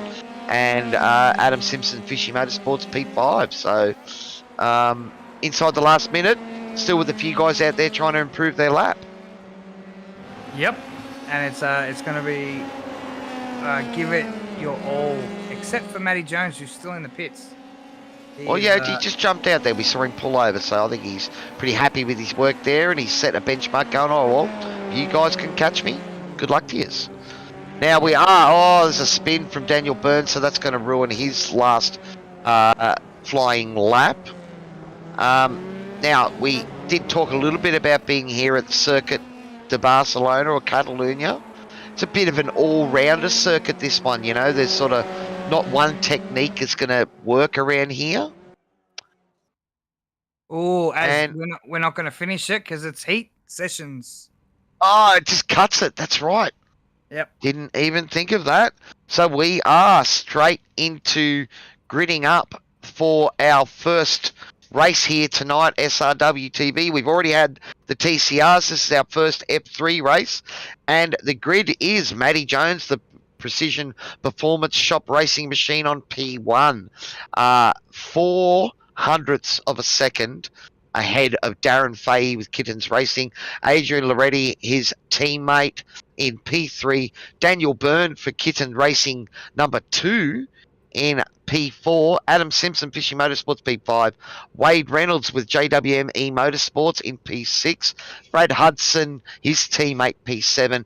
Andrew Lydon, the other Kittens Racing Pink number 2 machine, running P8. Nathan Burney and Steven Singovich bringing up the last two positions, Greg Johnson in Team 11, and I think is that Carl Pickering, P12 for our 12-car grid tonight. Greg Barber and Tyson McAvoy, our race control and safety car drivers. Well, guys, are going to grid up 20-minute races, 12-lap race. It's going to be pretty chaotic, I think, buddy. Barcelona, great track for these cars, and it's going to be on. I think Nathan Verney's going to want to get through the pack a little bit. P4 in the championship. Didn't quite get the qualifying he would have wanted with his main rivals in the championship, P1, P3, and P4. Well, it's going to be interesting for Nathan because Nathan's a bit of a fuel strategy man. He tends to play the long game. It's sprint racing tonight, though, Nathan. So you're going to have to get your elbows out and race hard, buddy. It's going to have nothing to do with fuel saving in this race. All right, the lights are coming on. 5 red lights, and we are going to be in round 5 of our F3 series here at SRW, and they're off the line. And there's that little bit of a slow start from Adrian Loretti, I think, back there. But Matty Jones, Darren Fay getting away good. No, it wasn't Adrian. I think it might have been Adam Simpson there that had us a bit slow off the line, but he's now got up the inside. Battling hard. He's around the outside there. He's starting to attack Loretti now. Oh, there's a little bit of contact. And it looks like Adam might have the inside run for the next section too. And he'll get that pass done, is he? It's close. We can see the Kittens Racing machines getting involved, the 2 pink machines. That's a great looking livery there. Oh, is there Andrew Lydon and Daniel Burns. Yeah, look, it is close at the moment. Darren Fahey not letting Matty Jones get out of his sight. And the battle between Adrian Loretti and Adam Simpson here, that was close to the yellow sausage curb. But F3 is not going to like hitting that thing. Definitely not. I'm surprised it doesn't catapult straight into the air. Hitting that sausage curb. These things do have wings, but they're in the opposite. A bit deep from Adam Simpson there. Is he able to stay on the pace and recover that position? Will there be a slowdown there? Nah, no slowdown. No slowdown. He got away with that. He's struggling a bit under cold tyres. Set it wide there again. Adrian Loretti pushing him hard, and perhaps he might just need to give those tyres a chance to get up to temp, or maybe if you slide them around for a lap, that gets them up to temp even quicker. Yeah, well, no, I wouldn't slide it around. I'd let him go. Well, Adrian has got a run on the inside here, and Adam Simpson coming down. I just want to apologise for all the people watching out there. It seemed to have some technical difficulties with the overlay. All right, well, we are on lap 2, so we're going to have to stay right with the action at the moment because it's only a 12-lap race tonight, so these guys have been thick and fast, and they're pushing hard and racing hard, and these tyres are now slowly coming up to temp, and they can start to push a little bit harder. Matty Jones at the moment has checked out to the tune of 1.4 seconds on Darren Fahey at the moment, getting a good launch. Darren did stay with him there, so I don't wonder if there was a little moment, or Matty is just so quick in these cars and is already showing his pace. Yeah, a 43.8 his last lap. Oh, was that some witches hats going flying there? Someone decided to take a wide run there. See Daniel Byrne and Andrew Lydon, the Kitten Racing 2 machines, trying to put the pressure on Adam Simpson. What's Adam like? Is he a big fan of the F3s, or is this a bit of a knockaround for him? He likes the F3s. He quite enjoys it. He likes anything with high aero, GTs, LMPs, and he's a weapon at the Nürburgring. He's run a bit wide there and let Daniel Byrne through. So he's just dropped a couple of positions from his starting. But we can see here Nathan Burney, you were talking about Nathan having to make a move nice and early, trying to go around the outside here, but Andrew Lydon is just positioning the car in the right spot into T1. This section here would be a lot friendlier in these cars than the supercar, buddy. This is one of those things where you want to get on the power and you can't. Yeah, definitely. Supercar wants to kick the rear end out on you. But yeah, Simo's in a basket full of kittens at the moment. There's quite a few of them out there at the moment. Darren Fay, he's keeping touch with Matty Jones, but I think he's just dropped out of range of the draft at the moment. And we'll be hoping that Matty maybe pushes a little bit too hard, but we'll have to see. Darren's got to focus on his own race and see if he can close the distance. But already these two are now about 3 seconds ahead of Adrian Loretti. So just that little battle that Adrian and Adam had there cost them a couple of seconds on that first couple of laps. Yeah, and I think it's going to be hard to claw that in unless the front two make a mistake. But that's racing, you know. You got to risk losing the time to make those positions. Well, that's right, and that's why qualifying is so important, in racing as well. I mean, you might say it might be boring to qualify on pole and run away and win it, but it's a W. It's a victory. And, I don't think we tend to throw them away too often. Oh, no way.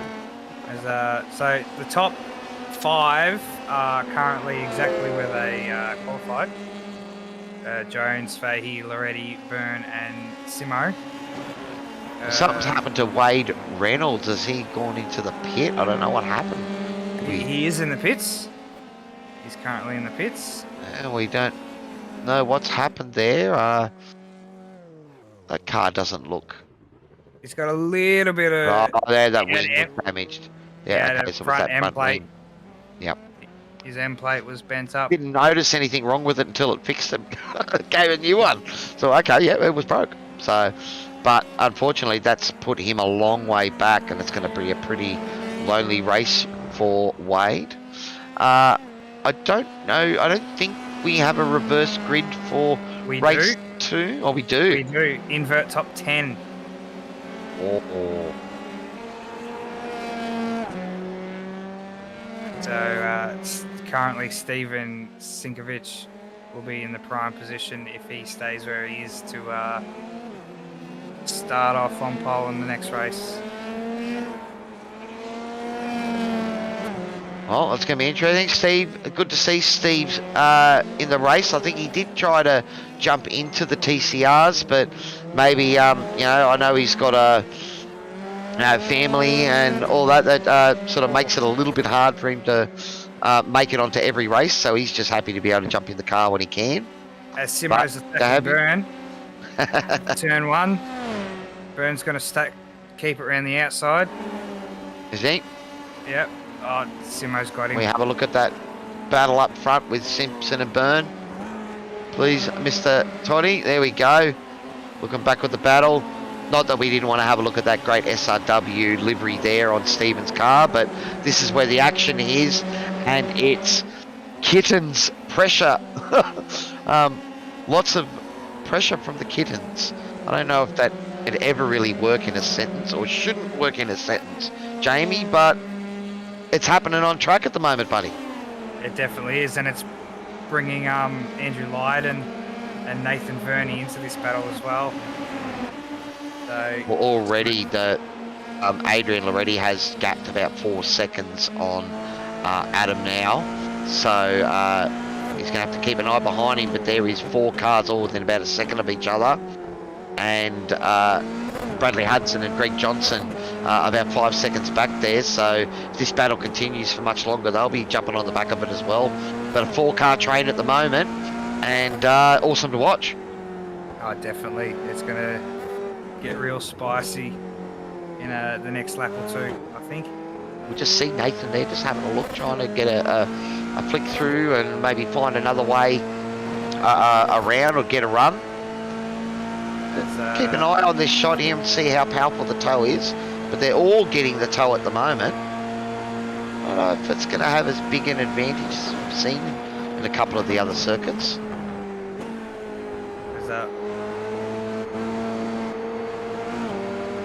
Greg Johnston has pulled into the pits. Oh no. What happened to Greggy? Not sure what has happened. Oh, he's just lost the rear. Bounced across the curb. Can't see any major damage there. But maybe it has broken something. Yeah, he's come in, he's realised something's broken.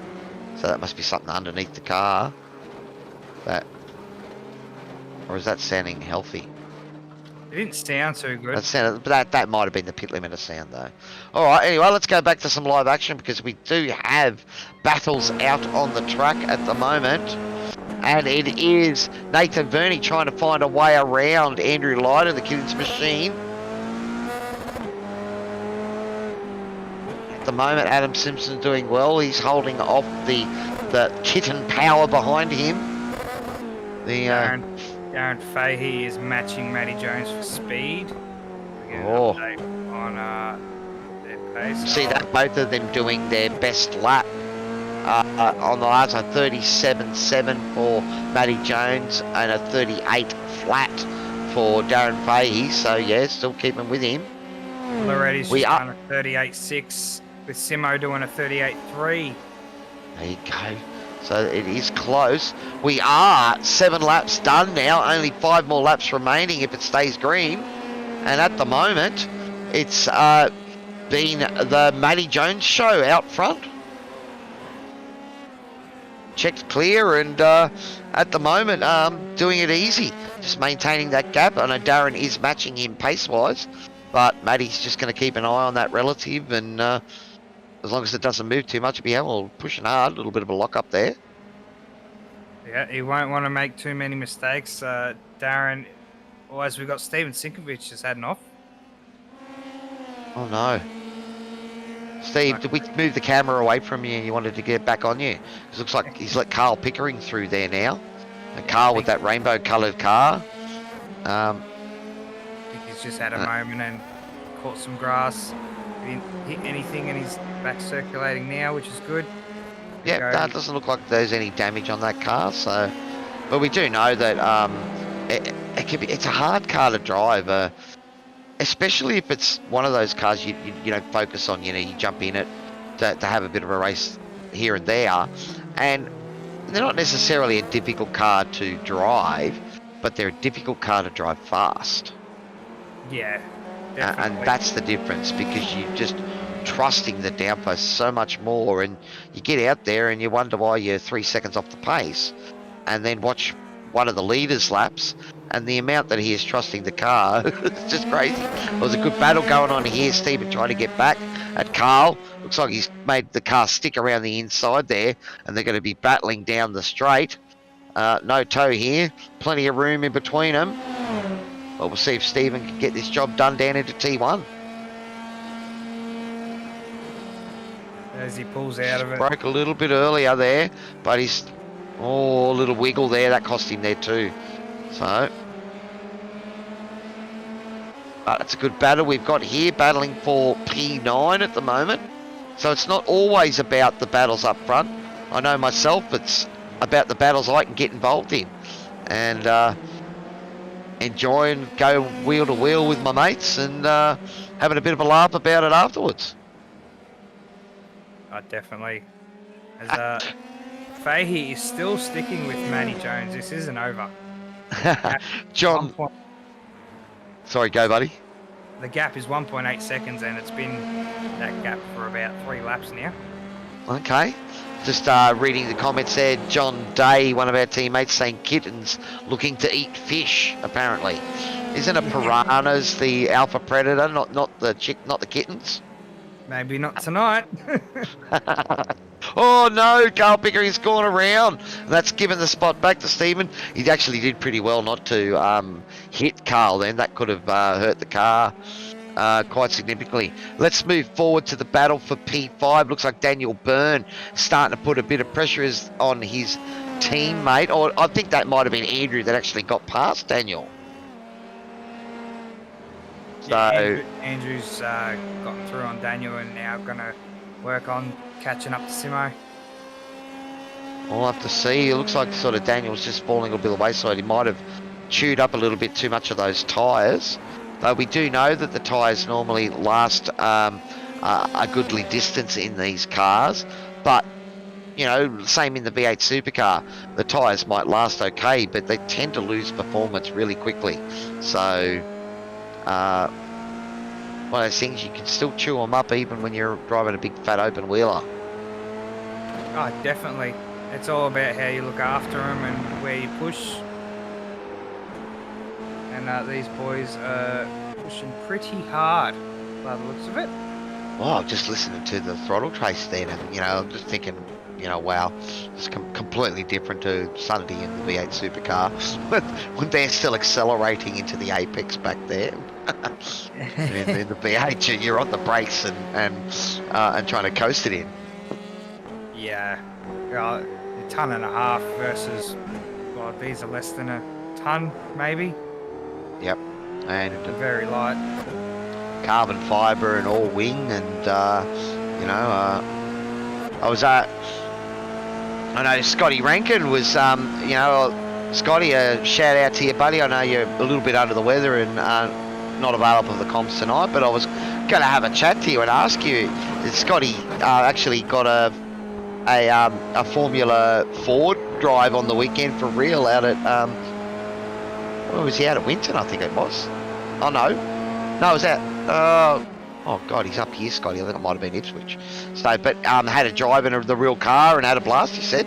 So, shout out to you, buddy. Hopefully we'll have you with us next week. Looks like we've got a spammer in the YouTube chat, Toddy, if you want to try and do something about that, buddy. Another dating site deciding to crash our sim racing. We're not here to talk about girls, we're here to talk about cars.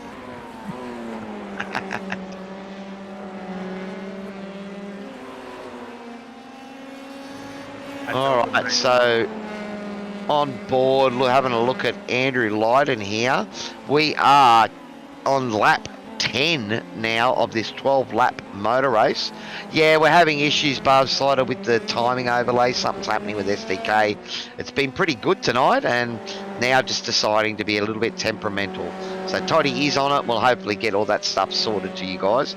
But yes, this is lap 10.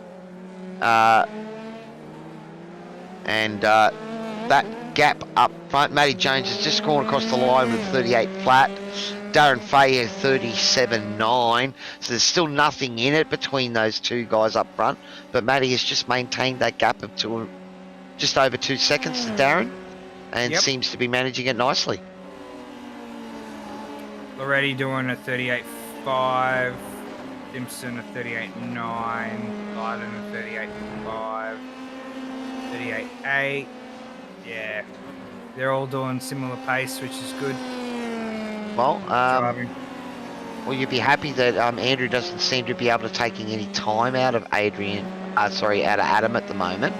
So, and he actually took about 0.4 out of Adrian Loretti himself last lap. So, it's a good showing from the piranha-less Fishy Motorsports machine. Yeah, I'm sure he was eager to get back in the sim after flying up to Melbourne and spending the weekend with us. Yeah, well, you boys were all down at Sandown for the to support Declan. Oh well, we were down at Sandown to catch up. Fun. First time I met half the boys. Yep. But yeah, and while we were there, we supported Declan a little bit on Sunday. Well, he had a great race, had one win, and but then got involved in that massive moment in race 2 that hurt him. He got back to pretty much where he started, so it wasn't all drama for him. Gloom. Oh, that's good. No, he's a good young driver. Doing pretty good there in the. It was a Super 3s for Declan, Super 2s? Super 2, he's the championship He's in the Super leader. 2. That's right. And that's right, Zach Best took out the round victory in the Super 2s. But, you know, Declan's got a pretty good fist of the championship, doesn't he? No, it's like 100 points. Okay. Well, we are on our last lap here. I know we did digress and talk a little bit about the V8s on the weekend, but it is Matty Jones. He's just found another second. Perhaps Darren has just given up the chase and happy with the P2 in race 1. But it does look like it's going to be Matty Jones, our race 1 winner tonight. Just coming around the back section of the track now. Yeah, stellar drive. You didn't really make a mistake. You locked a tyre or two. But other than that, he put the car where he needed to. Didn't overdrive it, and yeah, a good showing from Matty. Just the final chicane here, and even they're getting a little bit of a slide. So Matty does do that to us here in the comms box, that we think he's just going to relax and cruise home for the victory, but he tends to keep throwing the car around because he loves driving them. Well, our round 5 race 1 winner, Matty Jones. Darren Fahey keeping him honest, just couldn't close the distance there for P2, and looks like it is a Kittens Racing 2 and 3 as Adrian Loretti has come across the Rhine in P3. Oh, Andrew Lydon, something's happened to Adam Simpson, right? Adam's had a big, On the massive last moment near the end there, and is falling down the leaderboard. There's a fair bit of damage on the right side of that car, and that doesn't look like it's turning quite right. no, it's not. Oh no. Oh, Carl's probably going to get him as well, and Steven Sinkovich might even be able to get him as well. Oh no, so we're going to have try and have a look and see what happened to Adam there, if we can. Thanks, Toddy, because he was having an awesome race. I'm glad we got. Okay, So he's had a spin and then maybe contact there, and that contact's broken the car. Yeah. And here's the spin. Yeah, so he's come in, he's lit just it got up on the on gas a little exit. bit hard. Yep, he's gone to whip it around, and that's broken a steering arm. Yep. That's very unfortunate for Simo. He'll be dirty with himself for that. That is a bit unlucky, but yeah, that car does not want to turn left at all. Well, a fairly eventful race number 1.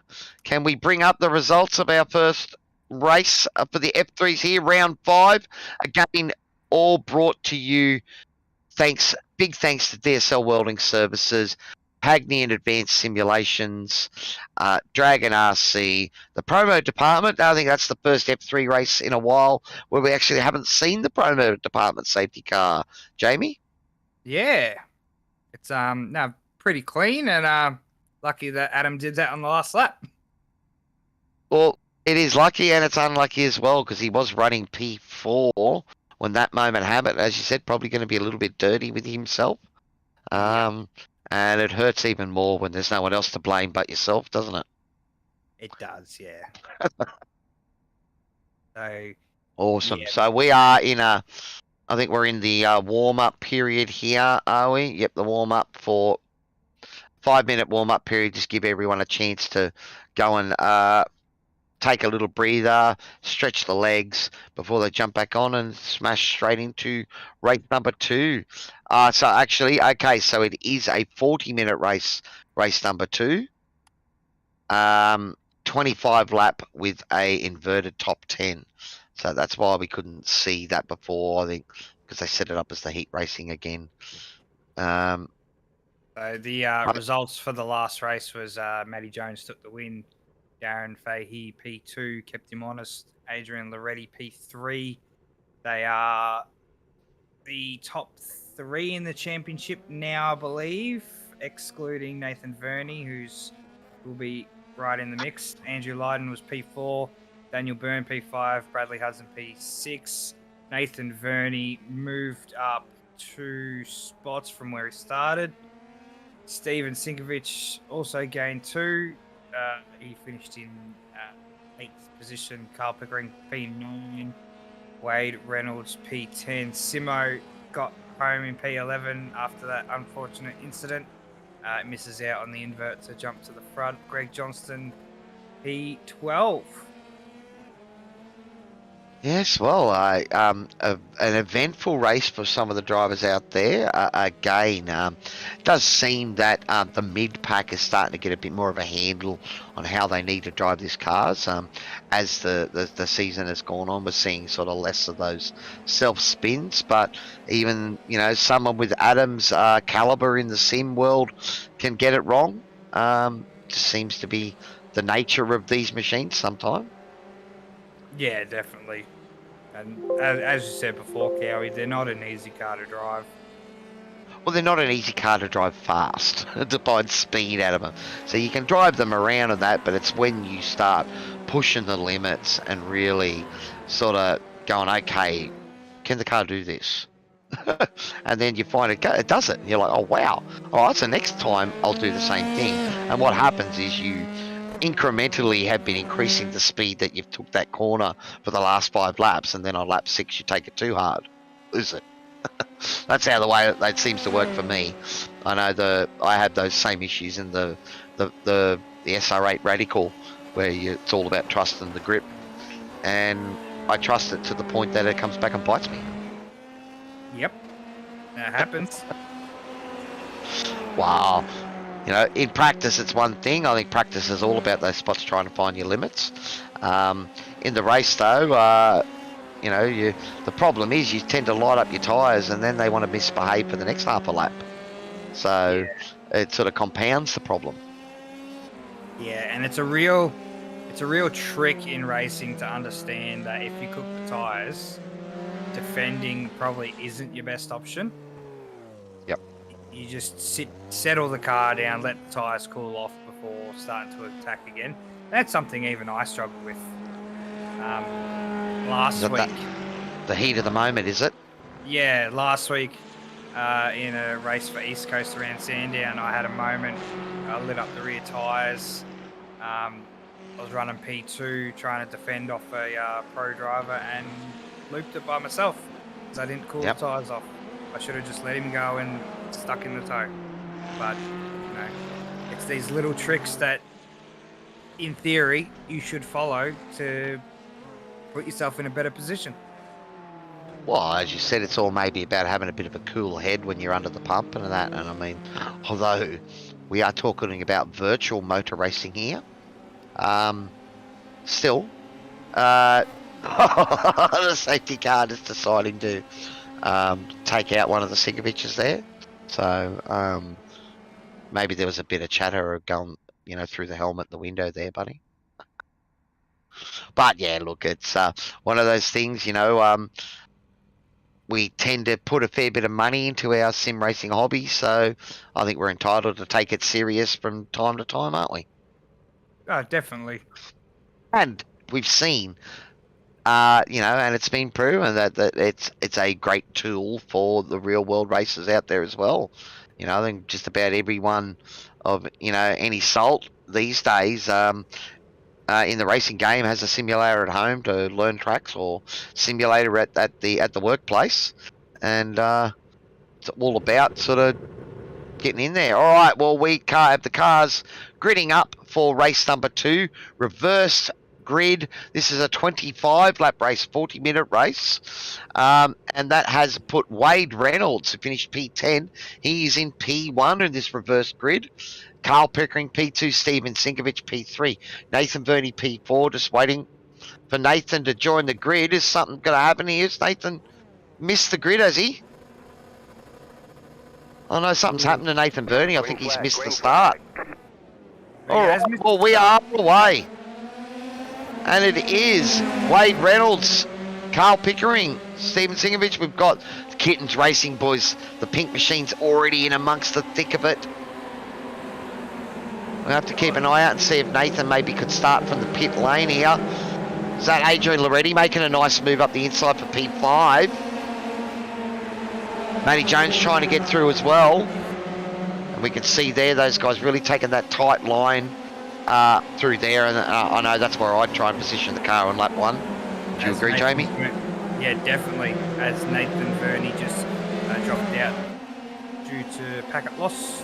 Oh no, just before the going grid, and that's horrible when that stuff happens. I don't know if you saw in the E Series on KO that might decide the championship. A little bit of a moment there as well, and is that Wade Reynolds has had a big moment, and Steven Singovich has got through on him. And who was to the lead.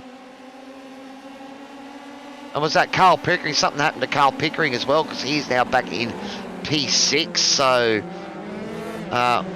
we might just let things settle down and we might try and see what happened there. But I think maybe Carl got bullied a bit early on, found himself offline, and a few of the guys sneaking through on the inside. Yep, it's very tight, close racing. I've seen some wheel touches as they're too wide in the chicane. Like Andrew Leiter trying to get around Carl Pickering is a little bit of a cork in the bottle for a few of the guys behind him. Adam Simpson up one. Make 3 wide. Fahey's gone. Here we go. We've still got the heat results showing in the middle of the page there, Toddy, if you want to get rid of that. Was it only happening? No, it's only happening for me, buddy. It's all good. It's only happening for me. And oh no, is that Adam Simpson that went around then? Look, that was Adam Simpson that rotated the car around then. Yeah, oh no. So just cold tyres pushing a bit too hard right in the middle of the battle. I think there. I think there was there might have been contact anyway. Let's have a look. Thanks again. Oh yeah, no, Carl Pickering's got on the inside of him there, so that's very unlucky for Adam, and Carl might be getting a little visit to the pit lane for that one. John, that is an interesting question. We'll have to. So John asking on the YouTube chat there if the cars will need to pit tonight. I would say they probably will. I'll have a quick look and see if I can see what they are limited to tonight. They put up, it is 75% fuel restriction. So I'm not sure.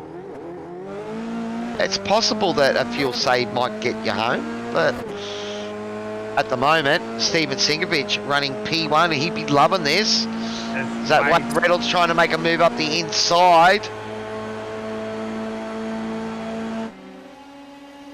All the boys are catching up to this fight now. Even Matty Jones and Loretti are sitting out the back. Oh, that's a great move from Wade Reynolds there, but Steven Singovich is not giving it up. But Daniel Burns has taken perfect advantage of that as well. Does Steven get a nice run here? Can he come back? Daniel is just trying to hold the inside line then and check him up. Matty Jones looking for a move. Thought he was going to send it then. Thought better of it. He almost did that too. Oh, Got a nice exit though on single. that's a great exit there, and showing his experience and pace. Stephen driving well there too. Knew that there was probably a futile effort to fight that too hard, but good to see you weren't completely giving it up either, Stephen. Got to take out little victories. He's about to be attacked from Loretti. Loretti puts it up. Well, this is what it's all about. I know that, when I'm in the V8 officials and Brody Kostecki is right up my ass trying to get past me, well, I know he's probably going to get it done because he's quicker, but that doesn't mean I have to make it easy for him. No, definitely not. You don't make it easy for me when I come up behind you. Well, that's part of the plan too, buddy. That's right. If I'll do what I'm told if I've got a blue flag. But I'm starting to find a bit of pace, so I'm not getting blue flags quite as much now. Was that Carl Pickering had a bit of a moment there, Toddy? Oh, we're going to have a look at a replay here. Carl, who, was right on the front, right at the tyres, he's just gone wide over the, and then looped it. The sausage curd. Well, that's right. It probably would have scraped though. I don't know if these guys have that wooden underside that the modern F1s have, but and that's going to bring Adam into the equation. Yeah, and Carl just getting out of the way, realising his tyres. Got to give him a couple of corners to get him back, and like you said before, Jamie, sometimes you got to know when to not fight and just try to settle the car down again. Yeah, as Carl Pickering received a drive-through penalty for that bump on Adam. So yeah. Adam. Yeah. Well, we sort of thought that was going to happen, and looks like he is serving that right now.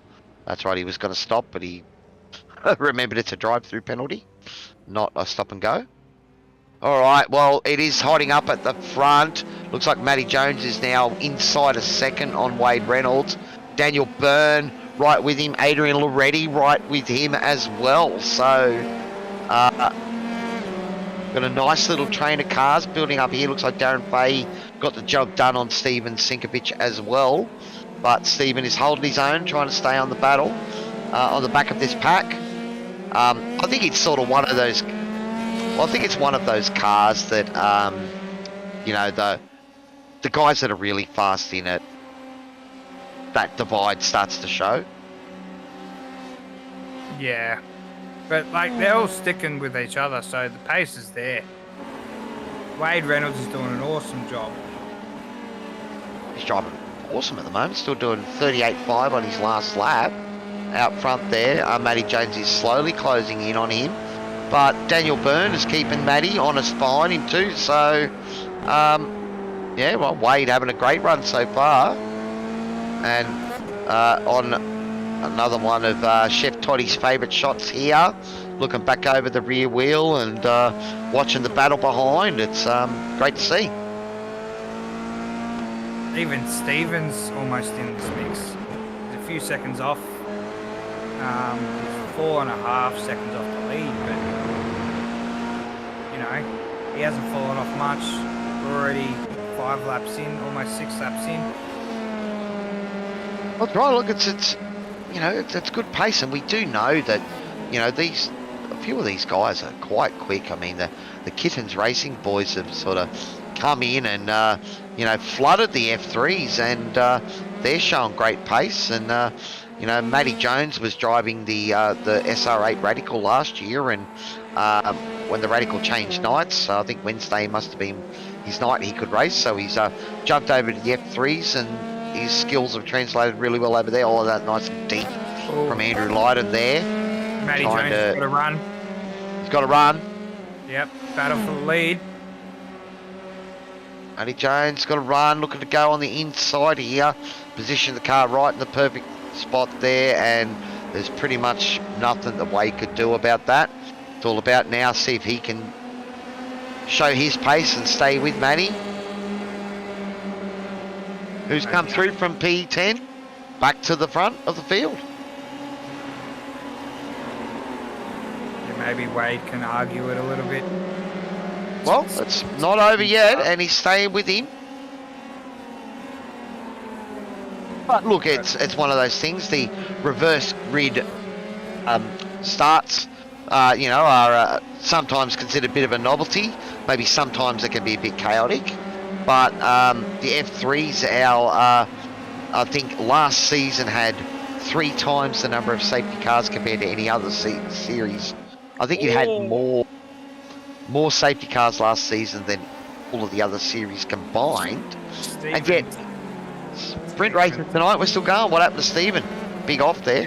Yeah, he's just had a spin, unfortunately. Oh no. So that's put him back, and actually Greg Johnson and Bradley Hudson are maybe to get in past him after that as well. So, unfortunate Steve. Just a bit of curb there maybe. Tried to carry a little bit too much speed. Yeah, I think he just lit it up on the exit. But yeah, a bit unfortunate. But yeah, like these cars just fall to pieces if you bump them, so I'm not surprised on the safety cars. But it's really clean tonight, which is it's good. Yeah, everyone's racing very well. Not a huge field tonight. Only 12 cars out there, but that reverse grid does always bring its fair side of trepidation. It's still showing as a replay, Toddy. If you want to just check that, buddy.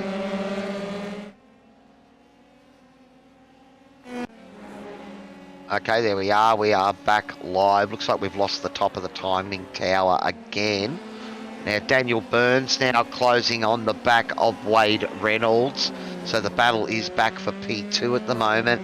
And he's got a whole bunch of furry kittens behind him at the moment. Adrian Loretti's just sitting here waiting for moves to happen. Let's have a look at that battle for second, buddy. Matty Jones at the moment just driving out front. Oh, we just had getting knocked. It's maybe in one of those spots that the steward should have done something about that, which is that.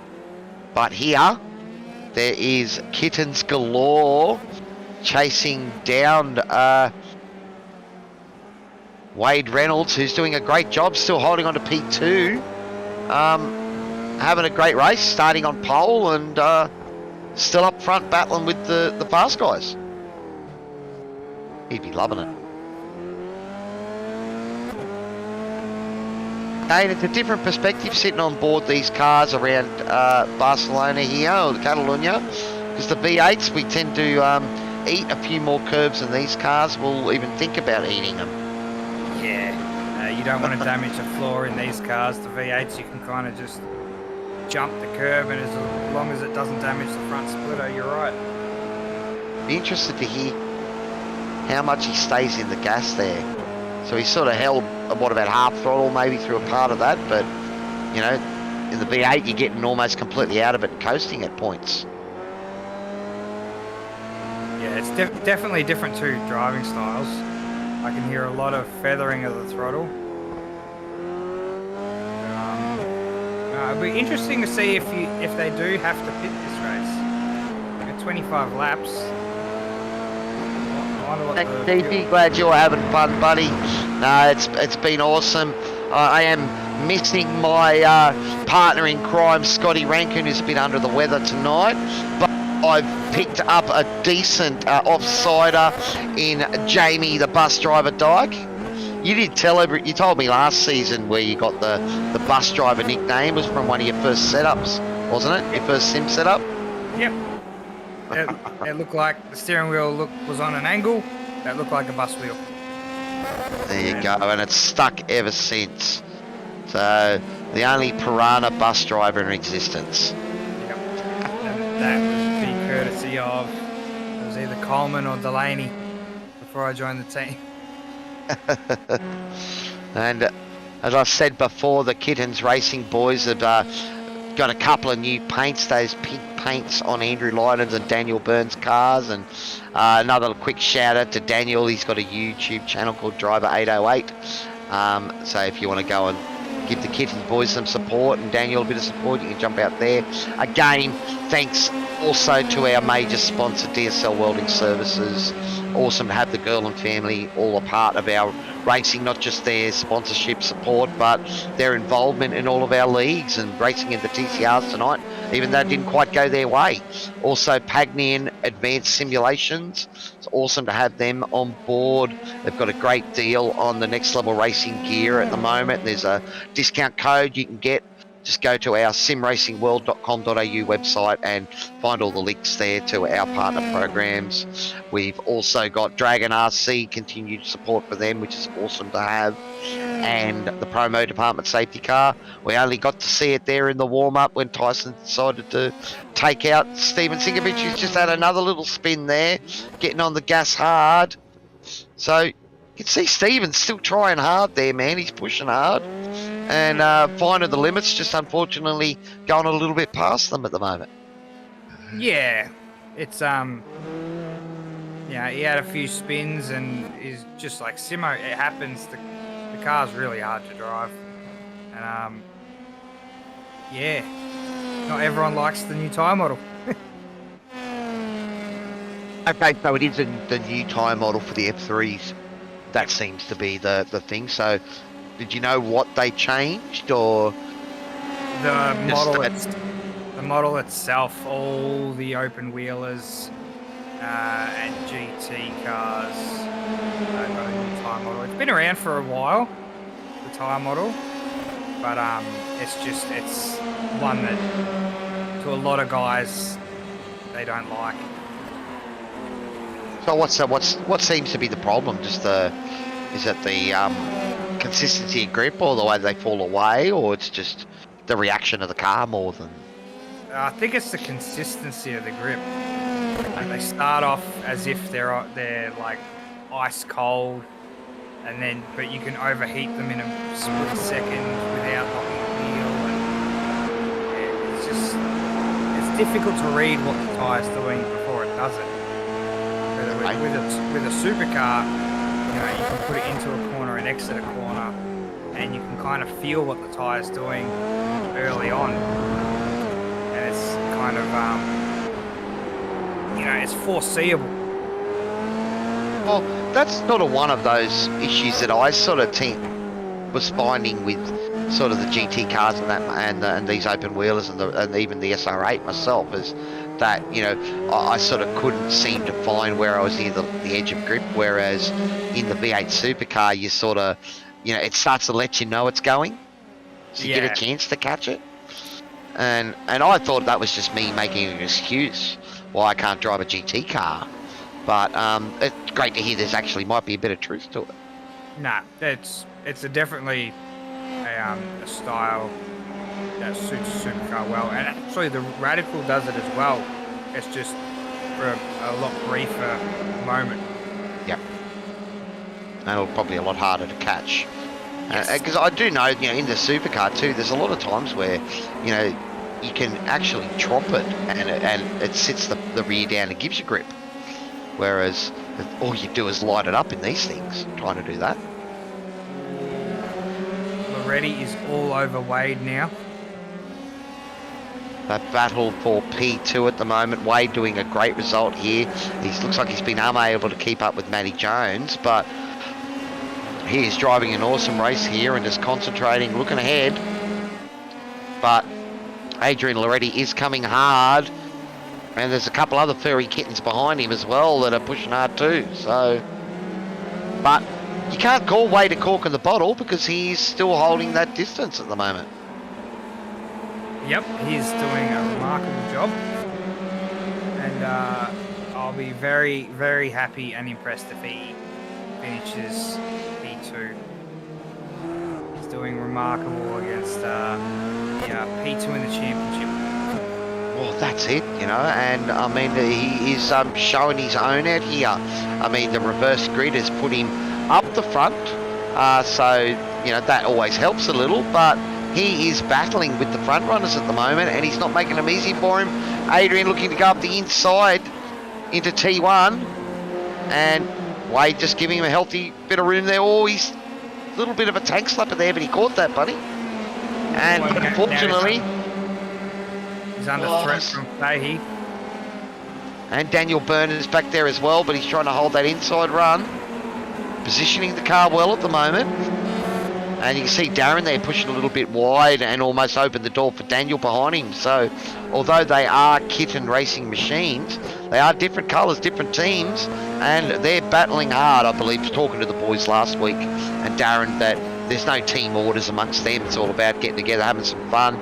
If they do bang doors, they might have a chat about it afterwards. Much the same like the Fishy boys. We complain that you guys have got team orders, but that's rarely the case, isn't it? No, we like to throw that out there just to, stir each other up a little. especially when Mr. Whiting is involved. Okay. But, no, usually there's no team orders. We'll just run to the tactic that we think that is the best move. And that if that tactic means that you need to work together for half the race, then you'll do that. But it just means you can have a battle at the end. And as I said before, you just guys like, separating it so that the only people that are battling at the front are Fishy cars. Yep, that's exactly right. And if we're not at the front and we get to the last lap, well then usually it's on and we'll see who's quicker. Well, Wade getting a bit of a run here on Adrian Loretti, so maybe a bit of payback into T1. He didn't quite have it there, and that was that tank slipper from Adrian there. So that same spot, just where the weight transfer is, almost looks like the car's going to step out. And is that Darren Fahey looking to try to get up the inside? And is that that's another send from Adrian Loretti. And but he's going to be on the outside for the next. Daniel's right here. Daniel's in there, and is that Andrew back there as well? Andrew Lydon getting in onto the hunt now as well. So No, sorry, it's Daniels. This is Adrian, Wade, Darren, and Daniel all battling hard there. Andrew's actually about 4 seconds back, so just off the back. But we are on lap 13 of the 25 lap race tonight, just coming up to the halfway point time-wise. And at the moment, it is Matty Jones, 6.3 seconds out in front. Started P10 in our reverse grid second race tonight. And got through in about 3 laps and is now checking out nicely out in front. But it's this battle here for P2 that has our interest glued. And we can see that Adrian Loretti finally getting past Wade Reynolds. But Wade's not giving it up. And this battle is still on. Although Darren now has got quite a big run on Wade. As you can see him at the bottom of the shot. He has a look, he doesn't send it in. Wade hits the apex nicely. Do we see a wiggle? We do not. We'll go on for another lap. That's some good hard racing. Mate, it's been some excellent racing, and we can see that all of these boys here similar paced, all sort of doing 39s or low 40s at the moment. Andrew Lydon behind them did a 38.5 last lap, so he is starting to close the distance. It's now down to about 2.5 seconds. And I have a request, a question from the YouTube chat. Oh, is that Carl Pickering's gone wide, buddy? Yep. Lost the rear there and slid off into the gravel trap. But I have a question from number 640, Mr. Dave Coleman, asking where Jamie Dyke was on Sunday. You're an A-class pro driver, apparently. Yeah. We know that it was the...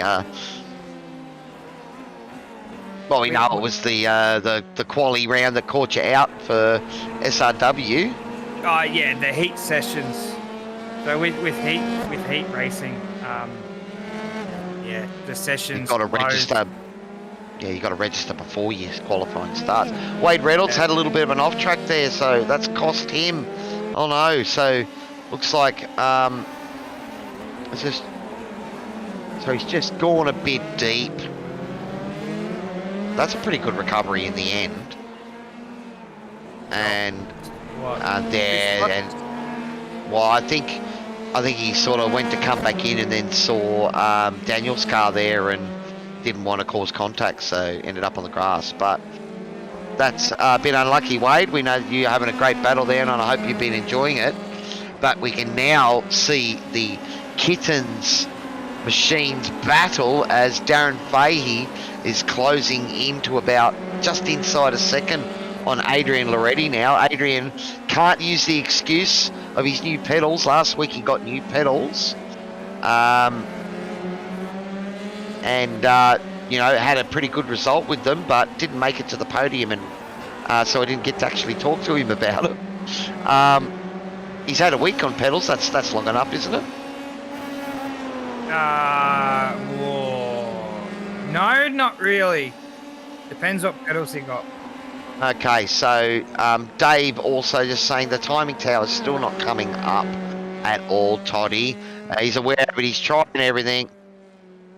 Can't work it out.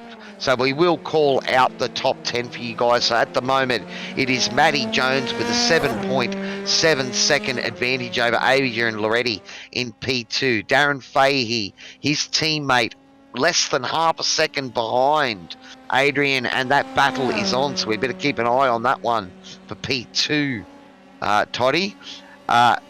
Daniel Byrne, the Kittens machine in the Kittens 2 team, running in P4. Wade Reynolds in P5. Andrew Lydon, the other Kittens machine, in P6. Sorry, Wade's is at the JWM Racing team. We've got Brad Hudson in P7. Greg Johnson running in P8. That's a pretty good result from Greg, up 4 positions at the moment. Adam Simpson recovering from that contact earlier with Carl Pickering in P9. Steven Sinkovich, who's had a few little self-spins there, testing the limits of the car, running in P10. Carl Pickering in P11, a long way back thanks to a drive-through penalty with that contact with Adam Simpson. And Nathan Verney, unfortunately, having packet loss right at the start of the race and dropped out, didn't even get to start the race. So he is a couple of laps down, I think, Nathan. Yeah. But great to see that he did jump in and is out there racing. He wants to protect that P3 in the championship. As we see a car in the pit lane, that would be Stephen. Yep, so coming in for a pit stop. So we might start to keep an eye out there because we are seeing Carl Pickering. He came through, but that was a drive-through penalty. So this is actually the first real pit stop of the race, I think. And I doubt that we will see tyres get put on that. No, and we're talking, what was that, about an 8-second stop there, I think. 15 seconds in the pits. No, that's pit lane, I apologise. Yes, it was an 8.92 second stop there from Stephen. So yeah, no tyres, and I'll be very surprised if anyone takes tyres. All right, so the battle is here for P2 as they now catch up onto Stephen, who's exiting out of the pits, and we'll have to let them through. But Adrian Loretti so far holding the edge over his teammate Darren Fahey. But Darren's been chasing for this whole race, and he's already made a couple of good moves, and it looks like he's starting to get a run on his teammate here. I reckon he might have something in the bag. He's been closing on them every lap. Last lap time was a 38.8. Loretti's was a 38.8. Jones was a 38.4. Daniel Byrne did a 38.8. Wade Reynolds did a 38.7. So there's some good times all the way down through the top 5 or 6 cars. Wade will be ruining that just going that little bit deep because he was in front of these guys and doing a great job of holding them out. Oh. As we see, Steven Sinkovic is beached on the infield. Oh, that might be a safety car, so let's keep an eye out on there might be cars taking advantage of the pit stops here. Is he getting that moving? I can hear the pit lane alarm going off. Someone's in the pits. We are inside 13 minutes remaining in the race, Dave. So, he's calling for the safety car to come out. And, yep, Stephen is requesting a tow. So, I think we may well have a safety car has been called. There it is. Oh, it's going to make it interesting for the finale of our F3 feature race. 12 minutes to go, buddy. Oh, what did you see? I just saw Adam Simpson, his entry into the pit lane. He actually put it in the wall. Oh, no. He didn't use up his fast repair, did he? I hope not, because that was pretty bad.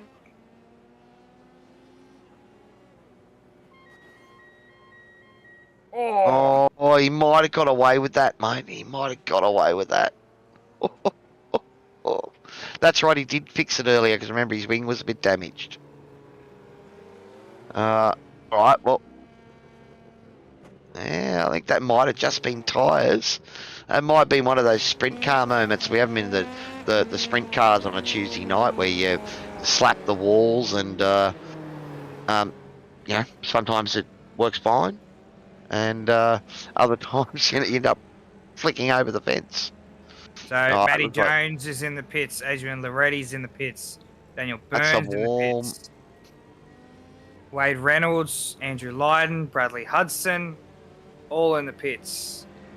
Darren Fahey, I think he pit last lap, maybe he stayed out. Yep. Well, that might be a masterstroke of luck there. That we'll have to see, because the safety car hasn't come out, so these guys would have, you know, maintained a fairly good pace. That was the warm-up results, buddy. That's showing up on my screen, but we're still getting no of the overlays up on STK, guys. We do apologise for all of that. I suppose, you know, at least the one thing we know is the sponsors are showing up, so at least they'll be happy tonight, Toddy.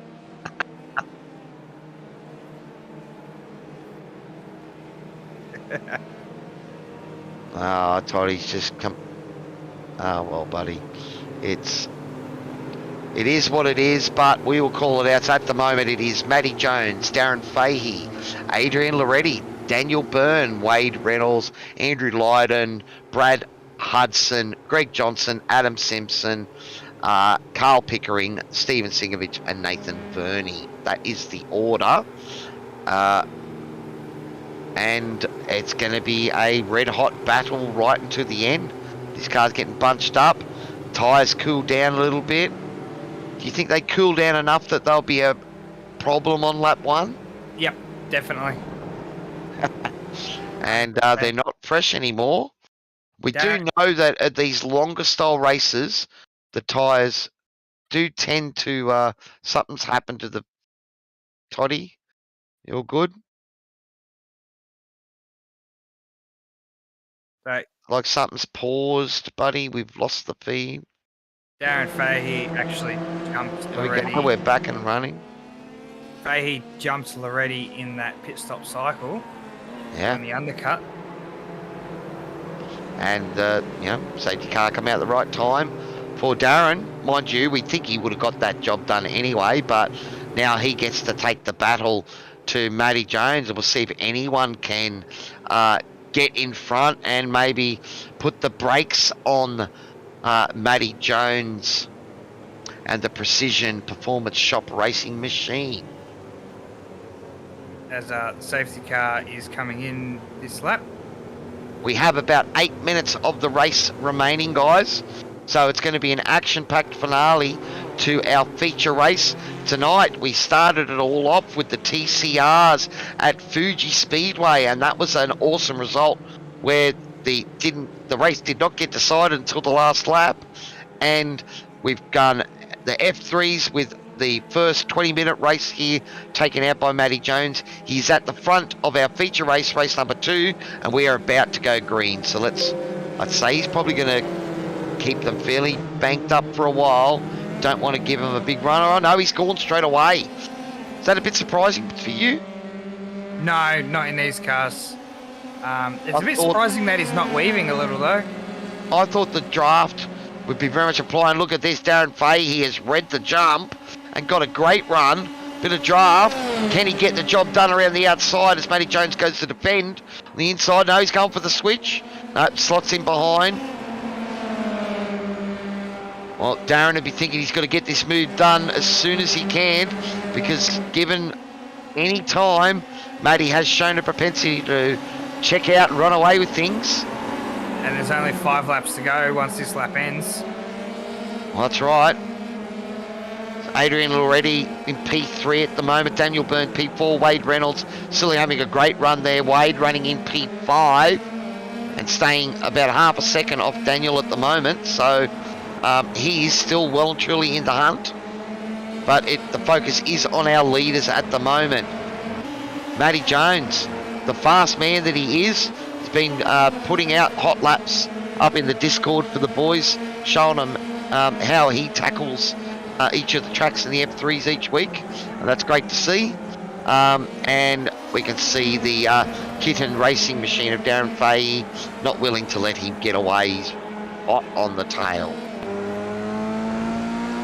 So Jamie, how have you enjoyed your first night in a while sitting with me here in the comms box for Sim Racing World? Yeah, it's been good.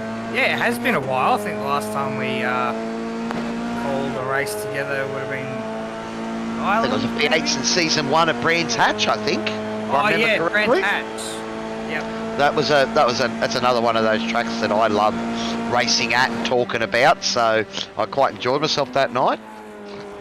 And but at the moment you can see here Matty Jones is just starting to edge out a little bit on Darren. He's trying to stay with him. Adrian Loretti, he's fallen about a second back, but he's got his Kittens 2 teammate in the other team machine behind him that's not letting him get away. And Wade Reynolds is staying on the back of this battle as well. So guys, we are on lap 21 of a 25 lap race. I have another question for you, courtesy of Mr. Coleman, Jamie. Are you on the Dare Ice Coffee? We call it the Jamie's iRacing juice, Of apparently. course I am. Of course. I am. Gotta be I'm having careful a of mock- that stuff, mate. There's plenty I'm of having a sugar in mocker. that stuff. Yeah. Having a mocker at the moment. A mocha, okay. Right, so is that one of those pod machines or your own fancy one? No, I'm having a Dare iced coffee. That's mocha flavoured. That's mocha flavour. So you're not having a mocha, you're having a Dared Ice Coffee mocha. No, it's got coffee in it. It's got proper caffeine in it. It's probably got more sugar than coffee. Apparently that's why you're fast, Dave's saying. Is that why he's twitchy? Twitchy on the foot. Greg just getting out of the way of Adam there. That was a battle for position, I believe. So I don't know if Greg got a little bit sideways there, and just to let Adam through. Wade just got a move done on Daniel Byrne. Oh, nice. Oh, look at that. But Daniel Byrne's not willing to give it up. But Wade's going to have the inside for the next section here, and it's definitely where you want to be. You want to be on the inside through that right-hander sweeper there. But this is a great battle here, and, you know, Wade's loving it. Oh, he's got compromised there a little bit. Had to take a bit too much curb, and that is going to give Daniel the sweep through. And Andrew Lyden getting in on the action now as well. So, bit too many furry kittens around Wade at the moment. He did well to contain that, buddy. A little bit of a front right lock up there, and he could have easily lost the front of that car. He's pushing hard. All three of them are with Lyden in the picture now. And Tony just asking if any one of them is the crazy cat lady. Maybe that's their neighbour and where they got the idea for the kitten liveries, buddy. More like the mouth, apparently, Dave says. the gap right. from Matty Jones to Darren Fahey is 1 second. And stay with him. But we are on lap 23 of lap 25 race. It does look like, how much time have we got left? We've got 3 minutes left in the race, so I think we are going to get another 2 laps, probably 3. So looks like this one will also go the distance, even though we did have a safety car. And Wade Reynolds has got back past Daniel Byrne. So this is on for young and old. He's doing really well, Wade. He's currently P4. Having a great race here, Wade. Adrian Loretti just about a second and a half back from his teammate Darren Fahey. Looks like Matty Jones has put the hammer down a little bit and just stepped that gap out a little bit more. Darren's trying hard to stay with him. But at this time, it's all about apply what pressure you can, and hopefully the guy in front breaks. Or at least opens the door a little bit for you. With Daniel again coming hard back at Wade Reynolds here. Been getting some good airtime tonight, Wade. Hope you've enjoyed the race, buddy, and great to see you up the front battling with these boys. He's got Daniel all over him. Daniel's actually had a little bit of a bad exit, but the toe's going to bring him straight back into this.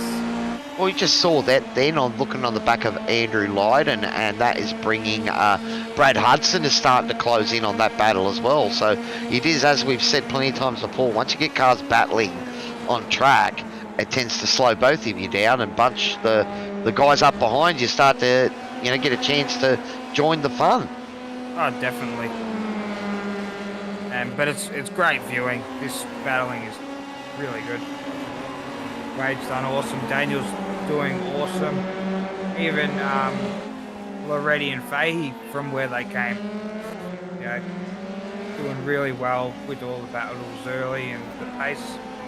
Good.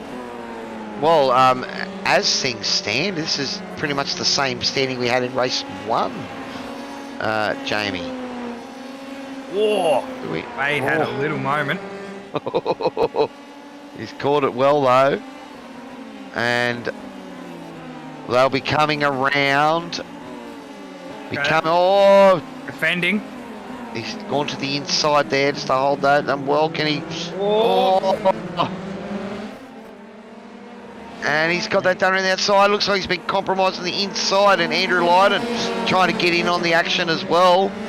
So they're forcing Wade hard. Can he hold that inside line here? Oh, this is race over. And Check the flag.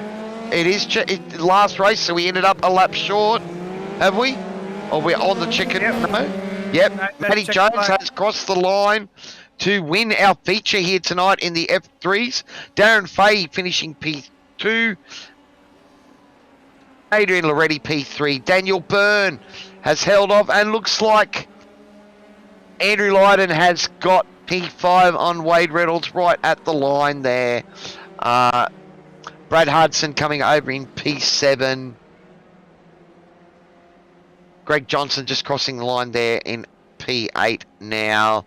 Carl Pickering, Stephen Singh, Nate Berthing have almost finished. And is that Adam Simpson has come through pit lane? Yep. What happened there? Did he have a? I didn't see a drive through or anything there. Did he just decide? No, I think it was a drive-through. Maybe an incident. When he crashed into the wall, he copped an iRacing drive-through. Yeah, so he just That's probably what happened. He just served that, and now he go out to do his cool-down lap. Alrighty, well, we only got 24 laps in. Hey, Sam, thanks for a shout-out, buddy. Hope you enjoyed the show tonight. It was a great race again. Safety car at the end there just to bunch it up and make it exciting. But it's Matty Jones, winner of race 1 and winner of race 2. So he comes away with the round victory. Alright. Darren Fahey with Kits Racing finishing P2. His teammate P3, Adrian Loretti. New pedals, Adrian. Daniel Byrne and Andrew Lydon, the new Kittens Racing number 2 team with their new liveries, looking shiny out there, boys. Great result from you two.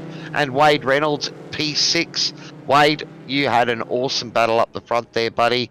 I thought you were going to hold on to the podium there, but mate, I'm sure you had a blast battling hard with those boys.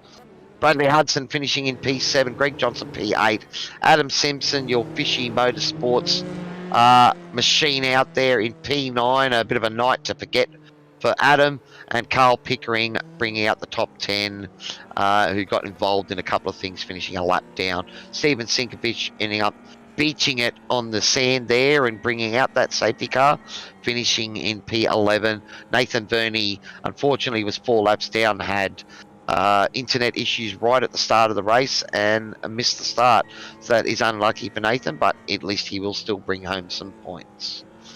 All right, well, let's try and get our podium into the green room and have a chat to them. But what were your thoughts, Jamie? Good night of racing in both the series, buddy. Yeah, it was very, very good night of racing. TCRs put on a lot of action, and F3s, there's a lot of sends. Probably not as much action with the smaller field, but some awesome driving nonetheless, and very dominant by the series championship leader at the moment, Matty Jones. Well, it was certainly some great action tonight. I hope you guys out there in YouTube and Facebook land enjoyed the show tonight. Of course, we can't do it without our major sponsors, DSL Welding Services, also Pagnian Advanced Simulations. Great to have them on board. If you're looking for a deal on the next level racing gear, make sure you go to simracingworld.com.au and have a look at all of our links there, and I'm sure the boys at Pagnian will be able to help you out. We're also, it's an awesome pleasure to have Dragon RC with us, and of course the promo safety department car. Got to see it tonight in a crash in the warm-up there, and also a bit of action to bunch it all up at the end of the race. All right, sounds like a few of the boys are doing some burnouts, and looks like Daniel Byrne has jumped down in there in the Kittens. Where are the rest of the boys? There we go. I was looking at the wrong room. So, all right, so let's bring in our P3 finisher, Adrian Loretti, P3 tonight, buddy, and you had a good result in the first race. Some good action up front there, buddy. Yeah, it was. Thank you. It was well, better than I expected. It was pretty action packed, and especially the first heat with Simpson and me on that opening lap. Well, you know, last week Darren gave us the lowdown that you picked up some new pedals, buddy. So have you got them dialed in yet? All that talk about the pedals. Yeah, no, well, my feet are actually hurting a little bit, but I'm getting used to them.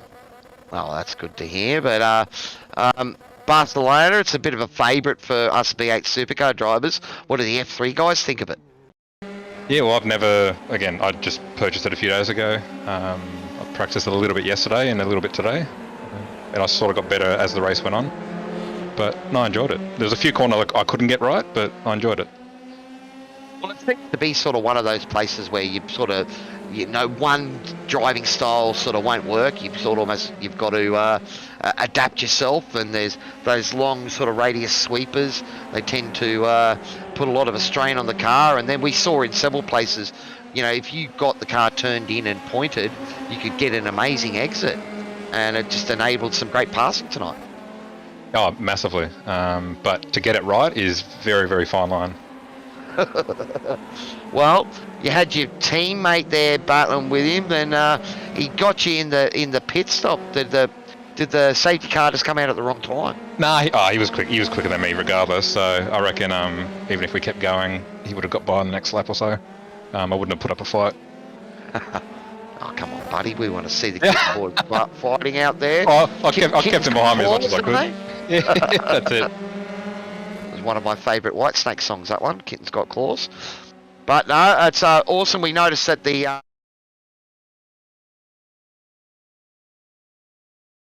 shout out about that earlier, but team number one, mate, you've put it on P3, so you're the first one in here.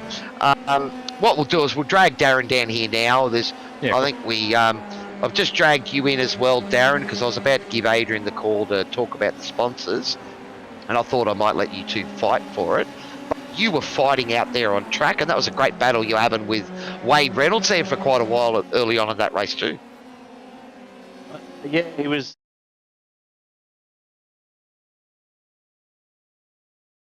It was a good battle. Awesome, but Matty had some pace tonight again, buddy. He was able to check out. We saw at the end there you were sort of keeping that gap to about a second with him, but you know, anytime you responded, it seemed he had something to respond back with, buddy. Yeah, he's always got something up the sleeve, so he's just too quick everywhere. Now, we talking with, you know, we've got Jamie Dyke here on the comms tonight as well, one of the Fishy Motorsports boys, and we like to give the Fishy boys a bit of shit about team tactics and you know, if there's team orders and that. So I'm gathering for you boys, no team orders tonight. The pink cars were just as fast as the not so pink cars. Yeah, no team orders. We just go out there and race, unless someone's really going to have a crack for a position later on. We might talk about it, but no, we just race and have fun and bugger that. Well, it was only the top spot the Kittens racing teams missed out on tonight, so you better let us know about all the sponsors that's supporting yous along the way. I'll let Adrian. Adrian's good at spruiking, so I'll let him say it. Oh, well, obviously our main sponsor, Kittens. Our number 2 sponsor, AML Technology. And then we'll hit up our third sponsor, Driver 808 on YouTube. And I'm going to do a shout out to my kids again for staying asleep as usual. And my daughter told me if I get on podium, I got to say hello from her. So Daniela says hello. Hi, Daniela.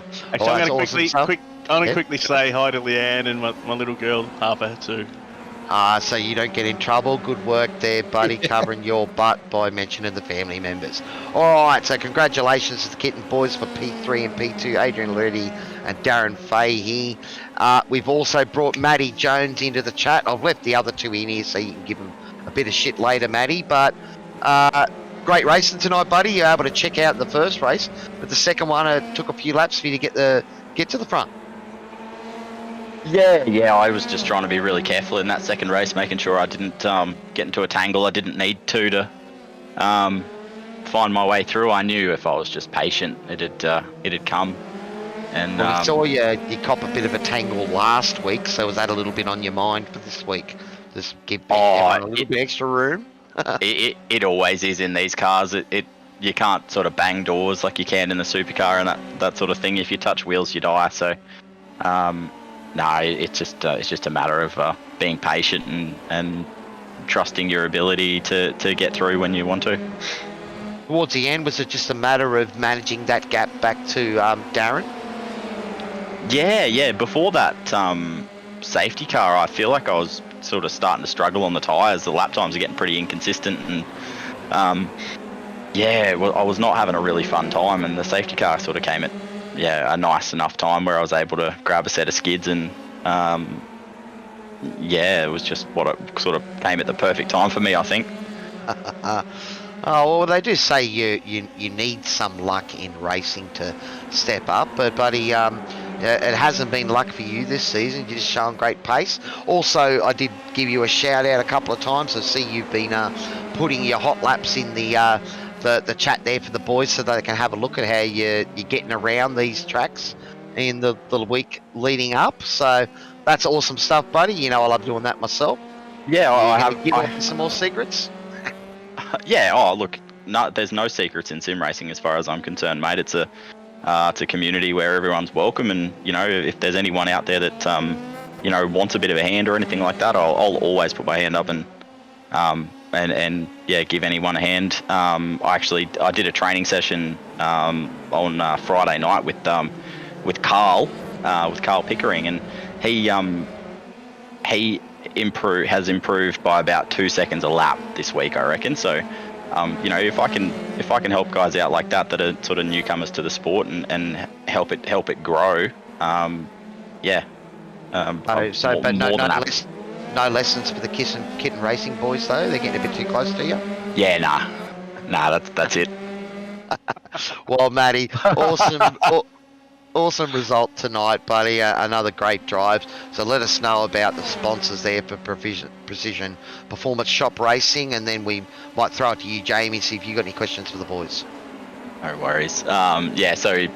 Sponsors are Precision Performance Shop, Transform Media, ProServe Finance, Sydney Computers, and CD Cinematography.